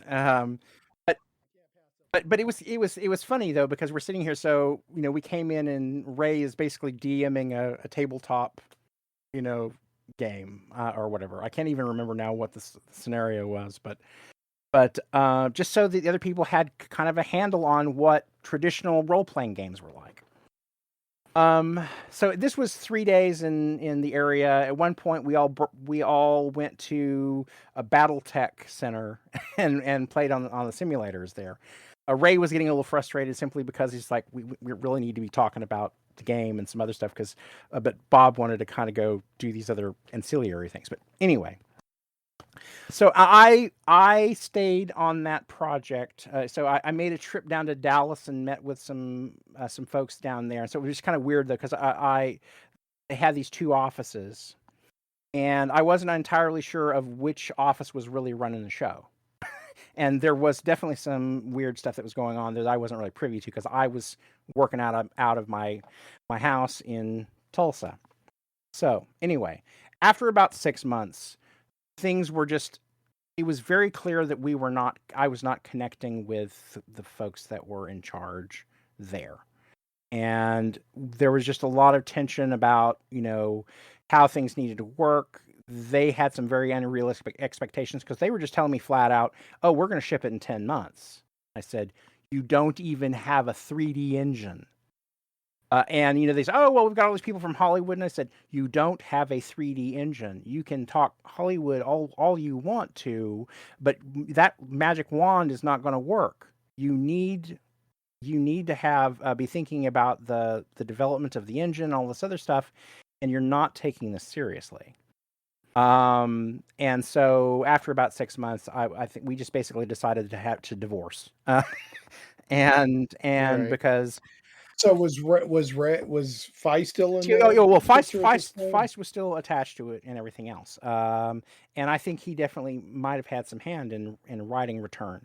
Now, the interesting thing about Return is that, again, I did write the first run at the story for that. And so characters I created, and they still have me listed in the credits in the writing for Return to Krondor. No, so was it originally going to be called Return to Krondor? Yeah. Well, I don't even know if we titled it that, but well, here's the thing too. Is so it lands at 7th level. It's in development there. Then it stays in development hell for about 4 years. And so one of the guys who was working on the project at 7th level, the guy who's the main guy in charge of it, has a heart attack.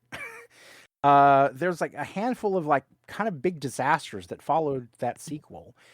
So it moves from 7th level to, and I feel very, very bad because there's a very nice fellow by the name of St. John Bain, who took it to a second company. It was in development there. And then ultimately Sierra Online eventually decides to become the publisher of the sequel. Because it's been bouncing around for 4 years. And so now it lands back in Sierra Online's thing, even despite it's not developed at Sierra, has none of the same people involved other than my writing and like for a brief blink of an eye, John was on it for at the beginning. The only other kind of connection is Ray. But all of that said, even though we had some disagreements about some stuff, and to be honest, I'm not even entirely sure who was at that meeting whenever we were in LA, because there was a fellow by the name of Andy Ashcraft who I think is the person who started the design, and I don't know if he followed and went with where St. John Bain was, but Andy Ashcraft and St. John Bain, they both seem like really nice guys, and whatever tensions or whatever stuff that was going on, I hold neither of them in any ill of either one of them. Certainly don't feel it toward Bob Ezrin, who's just a sweet, super cool guy. But the tale of that sequel, which became the official sequel, because if you look at it now, you'll notice it's in the same logo. It's produced by Sierra Online, so you'd think, oh well, they produced. This is since this is the one that shows up with the Krondor Association, or the Betrayal name on it. Or it has not the Betrayal, but has the Return to Krondor name on it.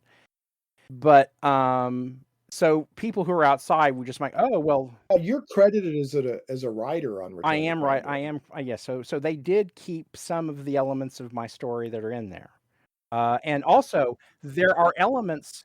When you say elements of your story, from Thief of Dreams or from? Well, from the because I wrote the initial treatment for Return to Krondor, or what became Return to Krondor. And so, but also some of the stuff that I had written for Thief of Dreams also kind of turns into stuff in Return to Krondor. It is not the story, because the story that you would have been handed in Thief of Dreams follows Owen. Because I had in mind a trilogy that was going to be about Owen in sort of his path. And so there are elements of that story that do come back. One of a villain that's kind of mentioned in passing and is in sort of an important subplot in Betrayal at Krondor, the Crawler, and the Thieves Guild, that shows up in Return to Krondor, and the Crawler becomes a major villain in Return. Okay. But and also too, the characters of Abbott Graves and Cat also were in the Thief of Dreams would have been major lead characters in Thief. But in Return, I think my big contribution to Return to Krondor was the character of Jazhara. But fun fact, Jazhara is actually named in tribute to a character named Jazz out of the novels by Brian Lumley, which is a fantasy horror series. But anyway. Yeah, you're talking about the Necroscope stuff? Yep, Necroscope. And Jazz shows up in like book 4 or something. But anyway, I like the name. And so Jazhara was partially inspired by the character of Jazz in Brian Lumley's Necroscope. But well, let me do this, because that was, I'm sure that Matt Bradley Sergi, who asked that, is going to love that you went to that level of detail. And it had far more to do with Return than it did to like I say, other than like I say, is just so I speaking to how Ray felt about it. I can't. Did you ever catch a whiff? We never really discussed that, because honestly, that was going on under the radar. I knew nothing about it until after it released. So Ray and I never discussed it. Just me trying to put myself in his shoes. Yes. Which, him, I've never met the guy, but if I was somebody who was an author and my friends, people bought the rights and made a game called Betrayal at Krondor, and then that same company did weird corporate stuff, which companies tend to do. I still haven't figured out to this day why corporations act the way they do, but they completely dropped the ball, flubbed it. He yanked the rights, and then they come out with a game called Betrayal. I'm sure there was part of me that's like, it's hard for me to say, because I'm not inside Ray's head, and I can't say for sure. But if I had to speculate, this is purely speculation, but I would say is that along with being a writer, Ray is a consummate businessman. And probably if Ray was thinking about it, he said, it's the right business decision for Sierra to have made. Ray always respected money. And he Hold respected. on. Come here. My cat is meow. I'm just gonna let him meow. Earlier I kicked him out, but I'm just gonna let him hang out. So if he meows, he meows. But so for you, Ray, not Ray, I'm calling you Ray now, Neal, and the listeners at home, if you hear my cat Buster meow, then he's just. I can start meowing if this is just for. You want to just meow? Well, he's a loud meower. He's a very loud well, I'm not meower. hearing it on my end if that means anything.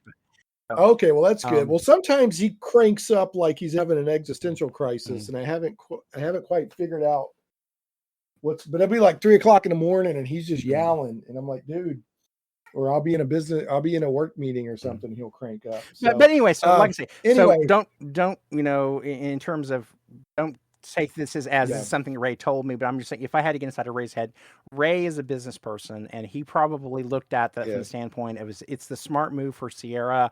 He would probably do the same thing under the same circumstances.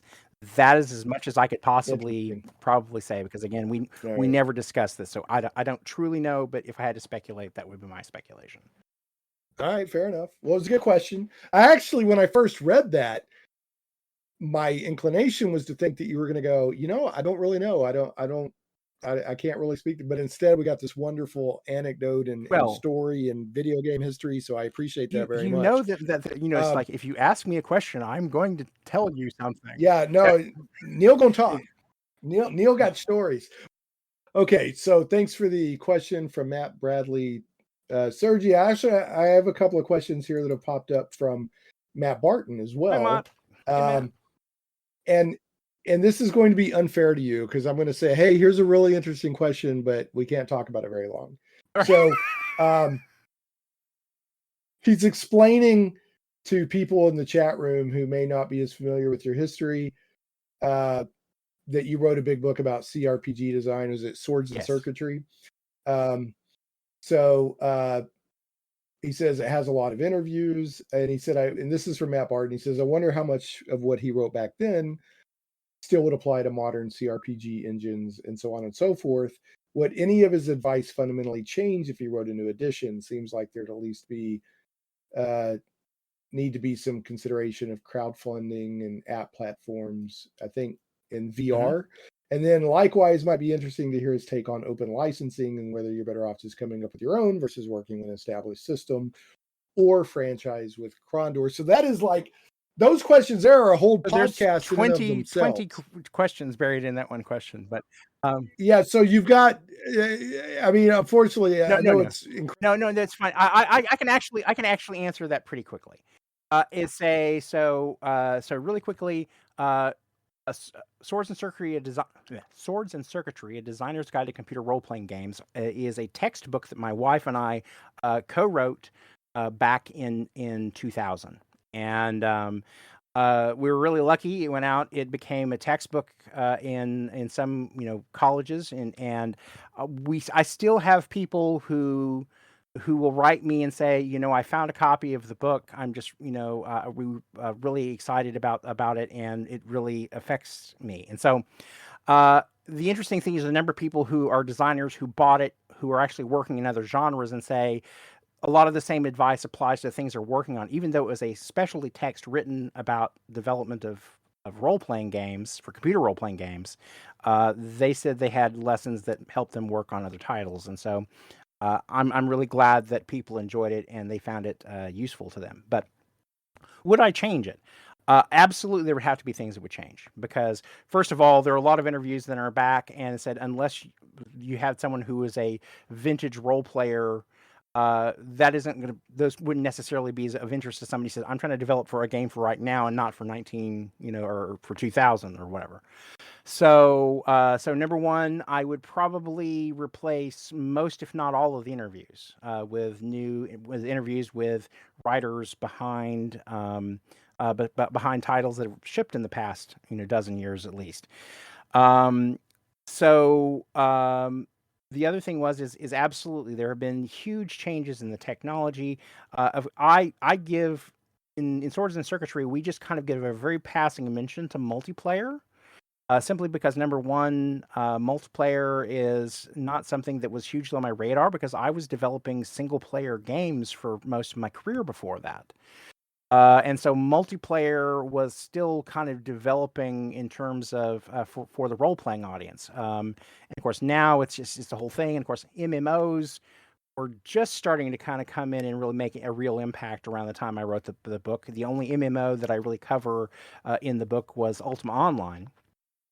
But we've since had actually, I think that's the only one that we covered in the book, and so obviously we've had EverQuest and World of Warcraft and every other big RPG, MMO RPG under the sun that's kind of developed. So I would have to spend a lot of time talking about the influence of those. Some of the storytelling has changed.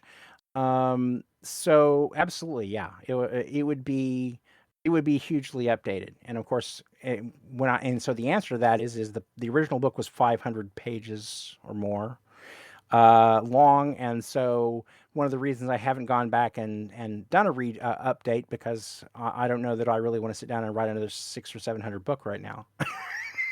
But and also too is that I wrote that at a time in which there was very little on there were a handful of titles that were out there that were about game design, but pretty much all the books that were available were largely about programming. And even whenever we went to Prima Publishing, who was the original publisher of that, most of the books were writing Lua code, writing how to create a 3D engine, how to do whatever. And so we landed at Prima, and so we were the only title, and we were kind of a specialty title, not even just game design, but game design for computer role-playing games, which, the argument I made is they are the most complex form of game out there from a standpoint, because you have all these moving parts that you don't have to mess with in other genres. That's my opinion. Some other people would feel differently, but I personally think that RPGs are the most complex kind of games to build and to test and to implement. But yeah, so it would be a very different kind of book, and so every once in a while I'm insane. I said maybe we should write Swords and Circuitry too. And so probably we would write it as a sequel rather than a complete update of the original book, because so much of it would fundamentally change that it turns into the ship of Theseus. And so okay, what's changed in the past half dozen years or so? But the main thing that I think that comes through in that book is I spent a lot of time talking. There were very few books at the time that really dove into storytelling and design. That you might have like a little bit of a half a chapter or something that would talk about it, but Swords and Circuitry really spent a lot of time talking about storytelling, world building, a lot of stuff that was kind of considered soft science among the other titles that we were with. And of course, it just drove me crazy because it's a weird book, because you're not going to learn a single line of code while reading that book. You would always get stuck in the computer programming section. And I always said you really should co-shelve this in science fiction and fantasy, because this is as much about world building and storytelling as it is about the actual about coding. A lot of this is about philosophy of building games and sort of wrapping your head around it, thinking about the marketing aspect. So anyway, yes. All right. Yes. So the short answer is yes. The long what answer or the longer answer is yes. I would just say that the stuff that we get changed would be the things that are no longer technically relevant. Right. The technical aspect has moved on. So, yeah, you got to remember, like, the computers that we were using back in the 80s and 90s, the desktop computers were the flip phones pre-iPhone were more powerful in some ways. So yeah, maybe not graphics wise, but in other ways with like processors and stuff. So anyway, all right. So it's the 30-year anniversary of Betrayal at Krondor. Yes. and you have a lot of you have a contest and at least 2 different celebration events. And I will have links for all this stuff in the show notes at shameplays.com. Folks. So you can go to shameplays.com and look for the show notes for today's or for this episode, not today's episode, for this episode. We're recording on the 10th. Your contest kicks off on the 11th. This episode should be in the next week, be out in the next week or so. And so there will be a couple of months after this drops for people to get in on the contest. So there's still plenty of time. You sent me a thing called Linkorama, an email called Linkorama, and it has a tremendous amount of links and information in it. Folks, go to shameplays.com, look for the show notes, and you'll find all this. But probably the most important link you need to know is KrondorFFC.com. KrondorFFC.com, and that stands for, I think, Fan Film Contest or Fan Film Challenge, one of the two. You can also go to Neal's blog at nealhallford.com, and that's Neal for Neal, Neal, Hallford, HALLFORD.com. So nealhallford.com or KrondorFFC.com. Those 2 links will probably get you where you need to go. But Neal, take it away. What all you got up on the plate here? So on June 23rd, which is the 30th anniversary of Betrayal at Krondor, I'm going to go up to Eugene, Oregon, and we're going to get together with as many of the developers who are able to come and join us. So far, I have 5 people confirmed from the original development team who are going to be with me, and we're going to have a party at the McMinimans North Bank. They're in Eugene, Oregon. And so this isn't just for the developers. This is for fans of the game. So all the super fans that want to come up and join us. I have some folks flying in from Florida, people driving up from Northern California. And we have a handful of other people that are, talking about coming in from all kinds of crazy different places for this. Whenever we first started talking about this was just going to be kind of a dinner that we were going to do there at McMinimans. And so we started talking about, well, this is the 30th anniversary. What can we do to make this kind of this celebration, get together, meet up, whatever you want to call it, have something kind of really interesting and sort of bonus things for people to see or do. So we were talking about the fact that the other thing that I do that I have 2 different people in my life who know me for different things. There are half of them that know me for being in game development, and the other half of me that know that I'm an independent filmmaker. And I said, this is a perfect opportunity for me to fuse both of those things together. So, starting tomorrow, we have opened up a contest on Film Freeway, and it's called the Betrayal at Krondor Fan Film Challenge. And your objective, should you choose to accept it, is to make a 3 to 5 minute fan film that is related to the content in Betrayal at Krondor. Now, this could be, I'm going to reenact, because there are lots of little cutscene kind of things that are happening in the game, and so reenact those, but with like real actors and with sets and costumes. We think this will be a lot of appeal to cosplayers. If you want to like make an animation, you want to animate something, if you want to use 3D tools and kind of create something, but it has to be something related to Betrayal at Krondor. But that said, you can have some fun with it. One of the things we were kind of joking around, and I was talking to my wife Jana about this, and she said, "Well, how about it's Betrayal at Krondor, but it's a 70s buddy cop movie." So Locklear and Goreth and Owen are and I said, well, it works out perfectly too, because Locklear already has a porn stash. So so as long as it's a parody spoof is acceptable. If you want to make a music video, if you want to like redo some of the theme music from the game, or you want to write an original song that's about playing Betrayal at Krondor, that would be acceptable. Something else. So I've already got what I'm Okay. going to do. Okay, you ready? I've got it concepted. I've already walked around with a little thing that you look through and it makes it look like that you're looking at the Mm-hmm. movie camera, the dimensions. I've already done. I've got my beret. I've got my megaphone that we talked about earlier. I've got it Mm-hmm. storyboarded.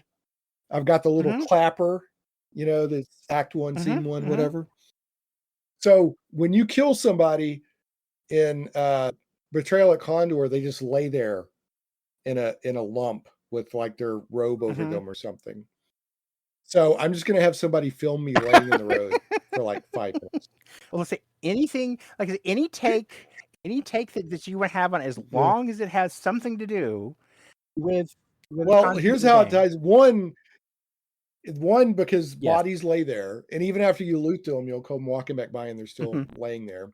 But two, I'm gonna have somebody walk up and touch Mm-hmm. my body, and then the little script's gonna pop up and go, Owen felt kind of bad about looting Kane's body, but he didn't really need the stuff anymore. So All that's right. my fan All film right. Well, like I concept. say, All right. but Yeah. so like we don't really care about the genre. If you want to do a romance, if you want to do comedy, you want to do horror, but it just has to have a connect. It needs to be related to the content. It has to connect to not just Krondor, not just the novel. It's got to connect to Betrayal at Betrayal at Krondor Krondor. is specifically. So what if I have somebody follow me around with a camera and I just randomly knock on doors? Again, if you want to do that and you kind of tie it to like act out the scenes when we're opening up the doors or whatever, I like I say, just Yeah.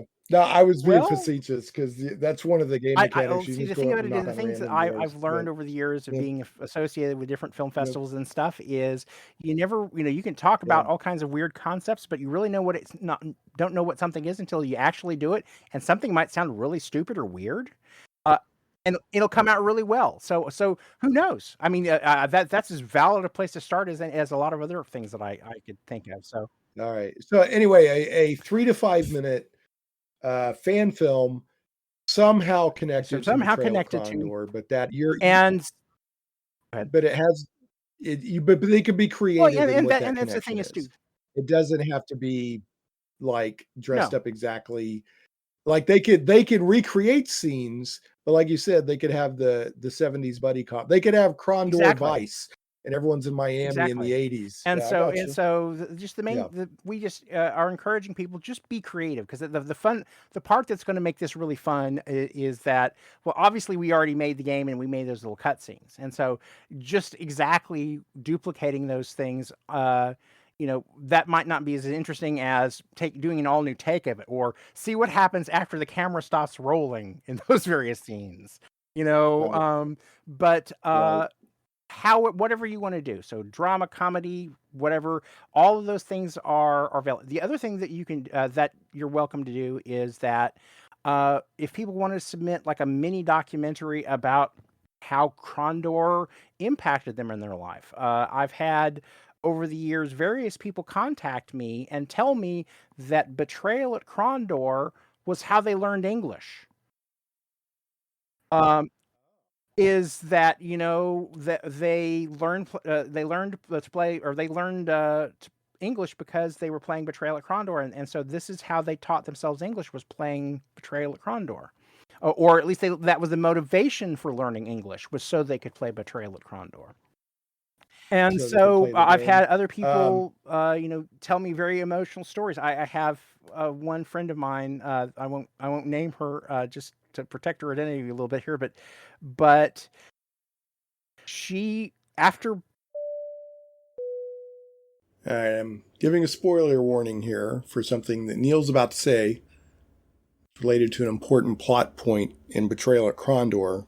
Normally, I wouldn't give a spoiler warning for a game that's 30 years old, but I'm also encouraging people listening to this podcast, if they haven't played it, to go play it. So, with that in mind, if you don't want any spoilers, jump ahead about 30 seconds. I'll even give you a little time to think about it. 5, 4, 3, 2, 1. You have been warned.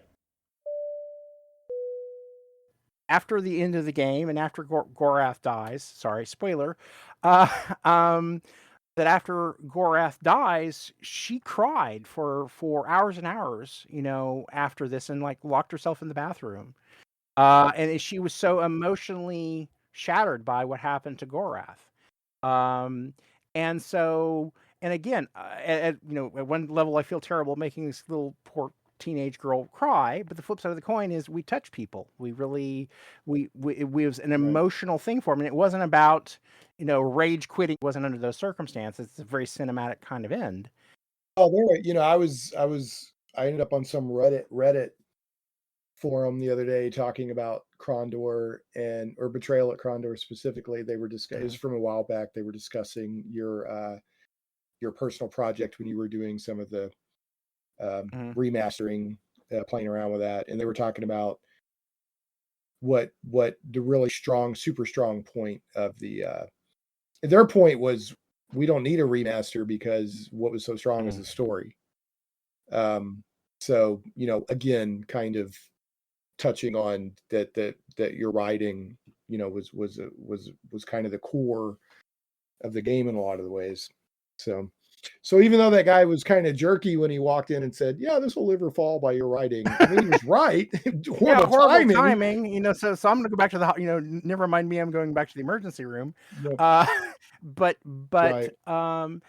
anyway, but there's a lot of stuff that's, I mean, they made a whole freaking movie out of Battleship, right? So, Sure did. so, They sure did. So, Betrayal at Krondor, there's a lot of fodder, lots of opportunities, because there's a lot of stuff that only ever appears as Right. text. All right, there's your challenge, folks. If they can make a movie out of freaking Battleship, you could do a fan film with all the richness that is Betrayal at Krondor. And it's only 3 to 5 minutes long. I have to say, yeah, 3 to 5 minutes long. And it's between tomorrow, March 11th, and May 12th, which is basically 2 months. It sounds like to me like you're totally fine with people recording it on their phones or something. Like, it doesn't. We encourage people to use their phones, because one of the other things that I do is my wife and I have Swords and Circuitry Studios, which is our production company, and we sponsor a film festival here in town called the International Mobile Film Festival. And all the movies that show up in this film festival, it's run by our good friend Susie Bateo. But Susie Batelo, all of the films that appear in the film festival are all shot on mobile phones. We have features, we have shorts, and this is the 13th year this year of this particular film festival. And so we have some folks that who you might have heard of. Tim Russ actually came down for a film that appeared at our festival that he's in. And then a couple of years, the year after him or a year before him, 2 of the actors from Lord of the Rings came in, and they were also in The Hobbit. They came down with a film from New Zealand with something they shot on a smartphone. And so there are some really incredible stuff being made on smartphones. You probably don't know it. Like, half the ads you see on television right now are all being shot on smartphones. Yeah, because they got the And cameras have gotten so good. there are several big directors that are saying, we're just going to start shooting on smartphone. I watch a lot of found footage movies. A guy shot a found footage movie on his iPhone called The Unwelcoming House. And I know that some people look down on found footage, or they're not hard to make, whatever. But the point is, cinematography wise, you would have had no clue it was shot on a smartphone. And the only reason I knew is because I went and looked up the movie. I think I either read about it before I watched it or went and looked it up after. I have an entire page on shameplays.com where I track all the found footage movies I watch, and it's up to like 120 something. But yeah, he made it. You wouldn't know it was shot on a smartphone. So yeah, it's just like that whole world has hugely changed, and the fact that as my friend Susie is always saying, is that all of you are carrying a movie camera in your pocket every day. Well, in some cases, a movie editing studio. Yeah, a movie editing studio, because you can because there are last year is the first time that we had a film that it never moved off the phone. She shot it on, it was a great film by our friend Jennifer Zhang, and Jennifer shot it, edited it, everything about it was done on the phone, and it's a spectacular short.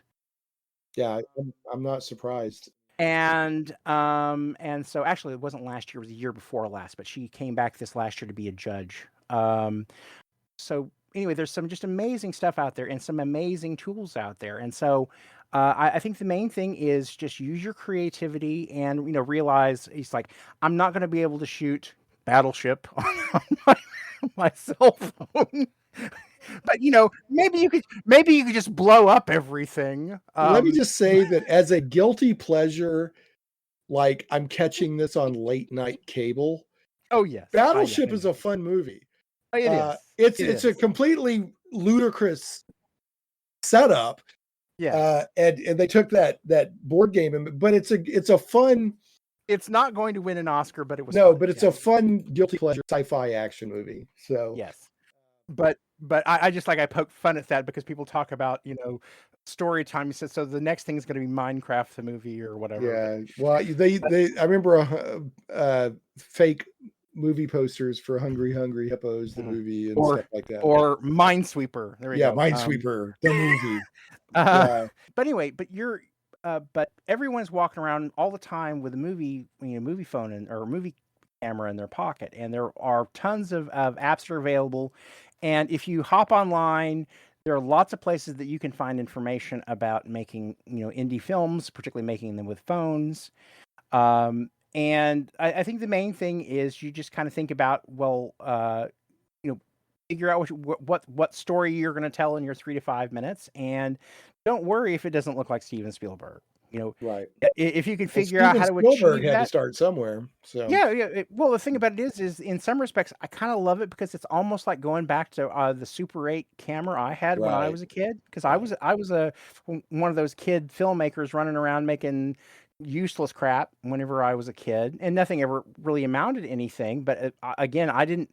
The movie Super 8. I watched that movie. Said this movie's about me, except I didn't have his friends. And you also didn't have the alien monster. But I didn't have other an than alien that, monster. But other than that, that was aggravating because it's like there was me and I was the kid running around with the camera, but I didn't have any cool friends that would help me make my movies. But I was hugely into that stuff, and there used to be a classic magazine that was made for people who are making movies themselves in their backyards called Cinemagic, and it taught you everything you needed to know. And so there was a whole and Steven Spielberg started with Super 8mm camera in his backyard. I think same thing is true with George Lucas. And so you never know where this is going to go. You might decide that you really dig this and you start doing films on your own. But this is a great place to start. You're going to be in a thing with other fans, and so our main expectation is just have fun and communicate that fun to us. To the audience. So there's actually judges for this. Yes. If folks again go to Krondor ffc.com, and that's got all the information you need. Or you can go we'll have the rules that are all and that stuff that's on there. It's got all kinds of stuff. But there's judges. You're a judge. Your wife Jane is a judge. Susie Botello from the International Mobile Film Festival is a judge. Bonnie Gordon from Star Trek Prodigy. Yes. I'm guessing is she a voice actress on Prodigy? She plays the computer on Star Trek. Okay, and then you have 3 mysterious secret judges that will be announced soon. So this is going to be judged. I have one person who I have asked, who I have a feeling might join us, but I'm not going to jinx it yet by saying that he will, but I think he probably is. I will say it is an individual that is involved with probably one of the largest fan film things that are out there, and I'll just leave it to that for now. There's going to be judges. There's going to be all kinds of cool stuff. These films are going to be shown at the Get Together in Eugene, Oregon. The dates, let me throw the dates out here again for everything. March 11th, That's tomorrow for me and you, Neal. Yes. Probably be a few days in the past when this podcast drops. That's the opening date for the Betrayal at Krondor Fan Film Challenge.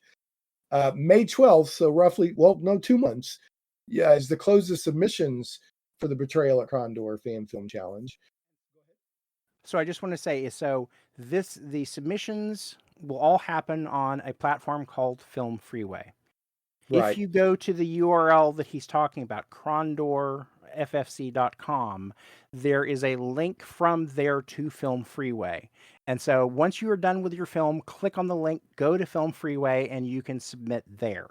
And you could also do it directly, but you have to type in the URL exactly, because we're considered an online film festival, which means you can't just search on Film Freeway site and find us. It's basically considered a private event.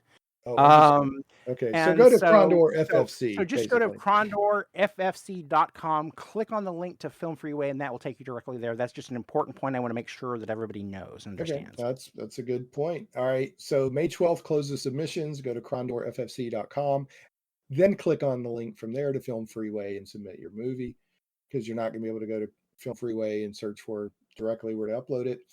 June 23rd, which is actually the 30th anniversary of the release of Betrayal at Krondor, there is a 30th anniversary party in Eugene, Oregon, which is where it was made. And then on June 24th, there's an online Betrayal at Krondor, because Neal's a smart guy. There's no moss on Neal. He knows that not everybody can get to Eugene, Oregon. So I'm expecting it. All of you are coming. Yeah, everybody. Yeah, why you even listen to this if you're not going to Eugene, Oregon on June 23rd? Well, for those of you that for some reason the authorities prevent you, the online Betrayal at Krondor 30th celebration is happening, and there's a road trip to Powell's. So tell us a little bit about this June 24th thing. Yeah, so on June 24th, we are going to have an online event. And so the plan is that it's going to probably be on Twitch. We are planning sometime during May to have some kind of, so we have, starting tomorrow, we have the fan film challenge. Well, sometime in May before the event, we're thinking about doing some kind of gaming challenge on Twitch. That's related to Krondor. We're still trying to figure out exactly what form that's going to take. But anyway, on the 24th, we want to kind of, first of all, announce the winner of that particular winner from the Twitch Gaming Challenge. We're going to show the official selections, which are the probably somewhere between 15 and 30 minutes of films that we've chosen as the best of the crop from our fan film challenge. And then we're going to have, if filmmakers, if we can get a Q&As with them, or at the very least a pre-recorded message about why they decided to make the film they made, and that sort of thing. Any developers that are willing to join us and hop on, and again, we may have some pre-recorded stuff, but just depending on who is capable and interested in joining us. I'm going to see if I can get Ray to at least tape a message. If not, I actually invited him to the event. Unfortunately, he's going to be on the East Coast whenever the get-togethers get. So he won't be at the party, sadly enough. But he was invited.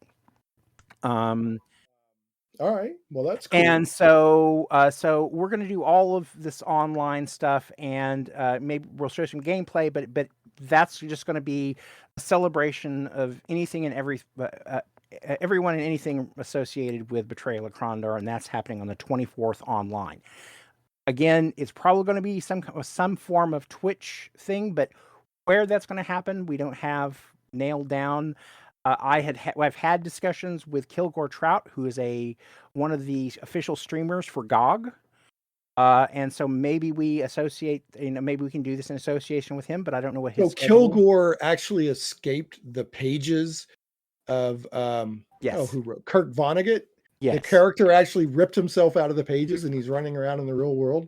Yes, well, yeah. So he's Kilgore's one of the major streamers that get on and stream various different games. He has on his show several times streamed Krondor back to front. Nice. And so he's a big fan of the game.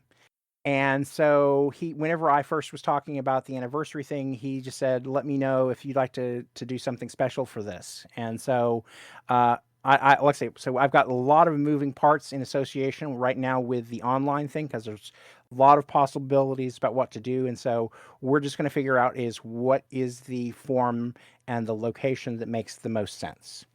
Okay. And then finally, what's the road trip to Pals all about? So the road trip to Pals, and so whenever I was living in Eugene, Oregon, so what my job at Dynamics really was paying for my book buying habit at Powell's.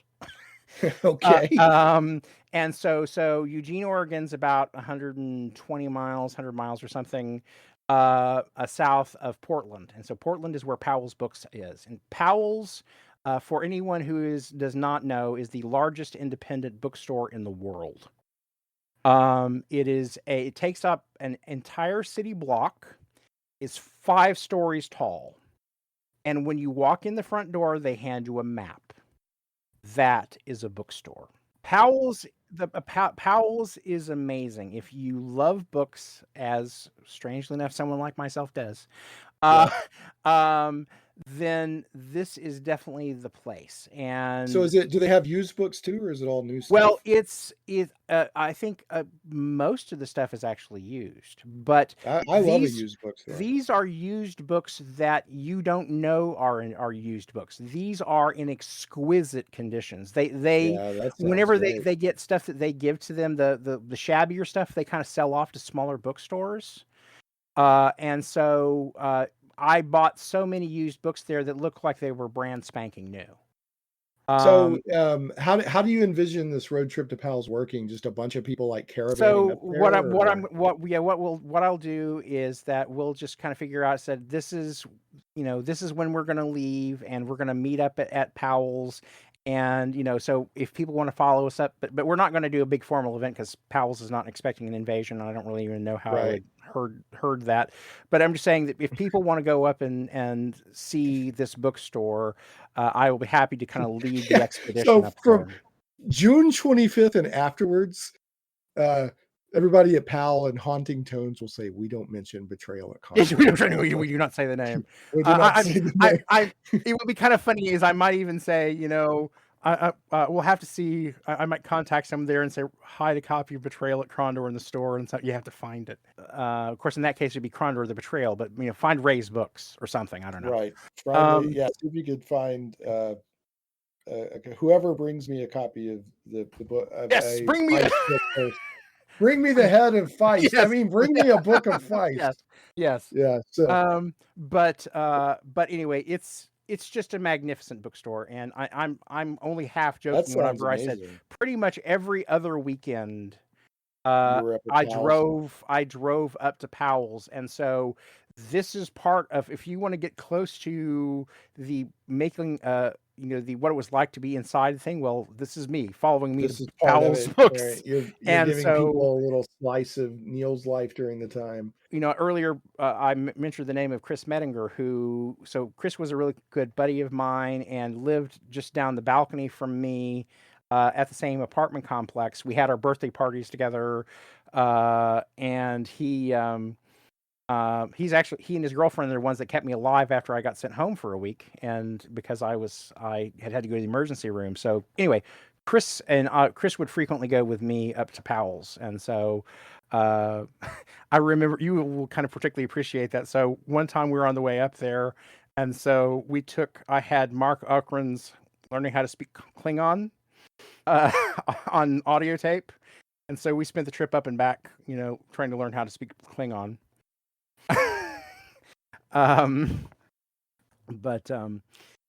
Anyway, so that's what that will be all about, or at least something along those lines. Oh, I was sorry, I was on mute. Yeah, I was riffing on the Klingon thing. Okay, sorry. Yeah, I had myself on mute for some reason. No, I love that. All right, man, I got to do this. I got to wrap us up. We're at 2.5 hours. And I appreciate your time so much. As always, it's been a great conversation. So Folks, again, March 11th is the opening date for the Betrayal at Krondor Fan Film Challenge. May 12th is the close of submissions for the Betrayal at Krondor Fan Film Challenge, which will the films will be judged and shown at the Betrayal at Krondor 30th anniversary party in Eugene, Oregon on June 23rd. Then June 24th is the online Betrayal at Krondor 30th celebration and the road trip to Pals, where you may or may not learn Klingon there and back. Go to KrondorFFC.com. KrondorFFC.com. That's your main point of contact for all of this stuff. And then the blog at nealhallford.com. Would you say that those two places are the best places to stay up to date on? Okay. Yes. So check all that out. All right, Neal, I've got to end on the bad joke of the week. All right. Has to happen. All right. So I've got some jokes here. We'll see how many we get through. I decided to go with knock knock jokes. So, all right, let me see. Here's one in celebration that spring is coming. You ready? Okay. All right, knock knock. Who's there? Hatch. Hatch who? Bless you. Well, you can do this because you're a dad, so it is a dad. Yeah. Oh yeah. No, the worse the better. No, they're supposed to be bad. All right. How do cows stay up to date? I have no idea. They read the moose paper. Mm-hmm.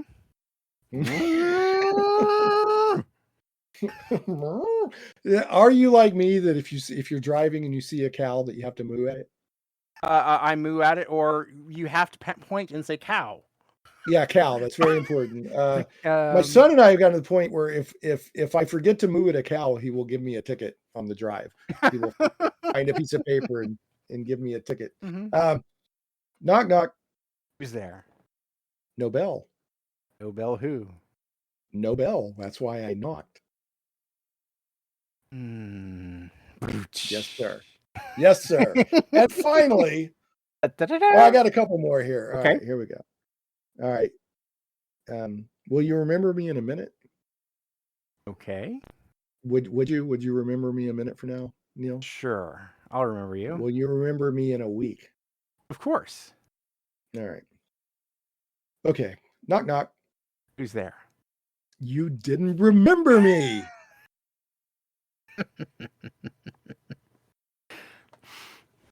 All right. And then finally, yes. Knock knock. Mm-hmm. Knock knock. Who's there? Water. Water who? What are you doing participating in such terrible jokes? That's the bad jokes of the week. Okay, Neal, thanks so much, man. I always love having you on.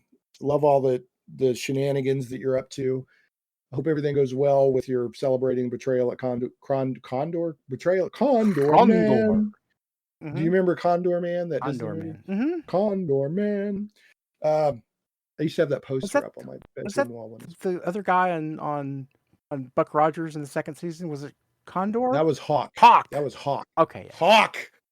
Yeah, when they completely revamped the show and turned Wilma Deering into a stewardess. Mm-hmm. When they went on The Searcher and they put her in like a stewardess outfit. Mm-hmm. Yeah, there we go.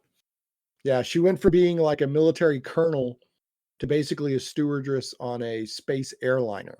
Yes. So you tell me.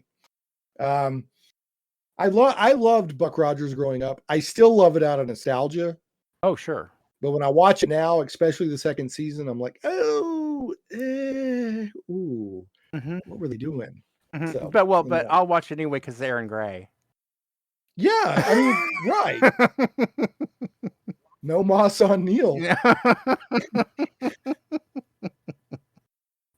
But what I'm saying is the first season had a better setup.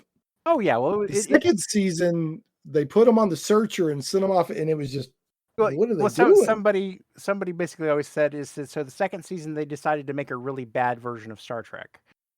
Yeah, but it was like, let's take Star Trek and let's have some of the core characters taking care of passengers like they're on an airliner. Yes. They literally had a set that was like airline seats. Mm-hmm. Mm-hmm. And they put Wilma Deering, they were like, well, she's a glorified stewardess now. I don't know what they were thinking. Well, it's just like all of Anyway. these, over the years, just weird random retcons the series. It was like the second or third series of War of the Worlds that was on Fox on Fridays. And, it was like the first season or two, they're preparing for the aliens to invade. And then the next season, then suddenly war's already happened. They've taken over the Earth. Right. They're renegade fighters, and totally feeling different show. But anyway. Well, I get that. Like even the old Wonder Woman show, they suddenly jumped from Oh yeah, the 40s to the 70s. But my thing with, and so I get that, it's like, hey, we got to retool this. It's not quite working. But they went in such a crazy direction with the second season. All right, I got to go, man. Neal, you rock. Thank you. I hope everything goes good. I might actually put in a film. A fan film for you for your challenge there. I want please do that, because I would really love to see and like I say, I would tell all your people is that I really want you to just be creative about it, but don't worry about if this is not, you're not going to win an Oscar off it, and don't worry about it. We're not expecting you to. Just have fun and connect it to Betrayal at Krondor or something. Yeah. All right, man. Well, you survived the bad jokes of the week. You regaled us with, you know how to tell a story, man. Like, you just naturally know how to tell a story. And I always love listening to you and listening to your tales in your adventures. So, and I wish you well. Wish your sweet wife, Jana, well with her. I know she's doing some scholarly pursuits. Yes. So wish her well. And, thanks for the time. With the before we started recording and including recording, we've been going for like 3 hours. Yes. And neither of us, we haven't taken a drink break. We haven't used the bathroom, nothing. We just been going. So if you've been sitting there like dying for a drink or jumping back and forth because you need to use the bathroom, I apologize. Thanks so much for listening to Shane Plays Geek Talk. I certainly hope you enjoyed this journey into the things we love. For your convenience, show notes with helpful links for each episode can always be found at shaneplays.com. You can catch the podcast in several places, including on the blog at shaneplays.com, iTunes, Google Play Music, Stitcher, Podbean, Amazon Music, Verbal, YouTube, and more. If you like what you hear and would like to support Shane Plays Geek Talk, you can do so for as little as $1 per episode on Patreon at patreon.com/ShanePlays. Thanks again for listening, and we'll see you next time. Stay geeky, my friends.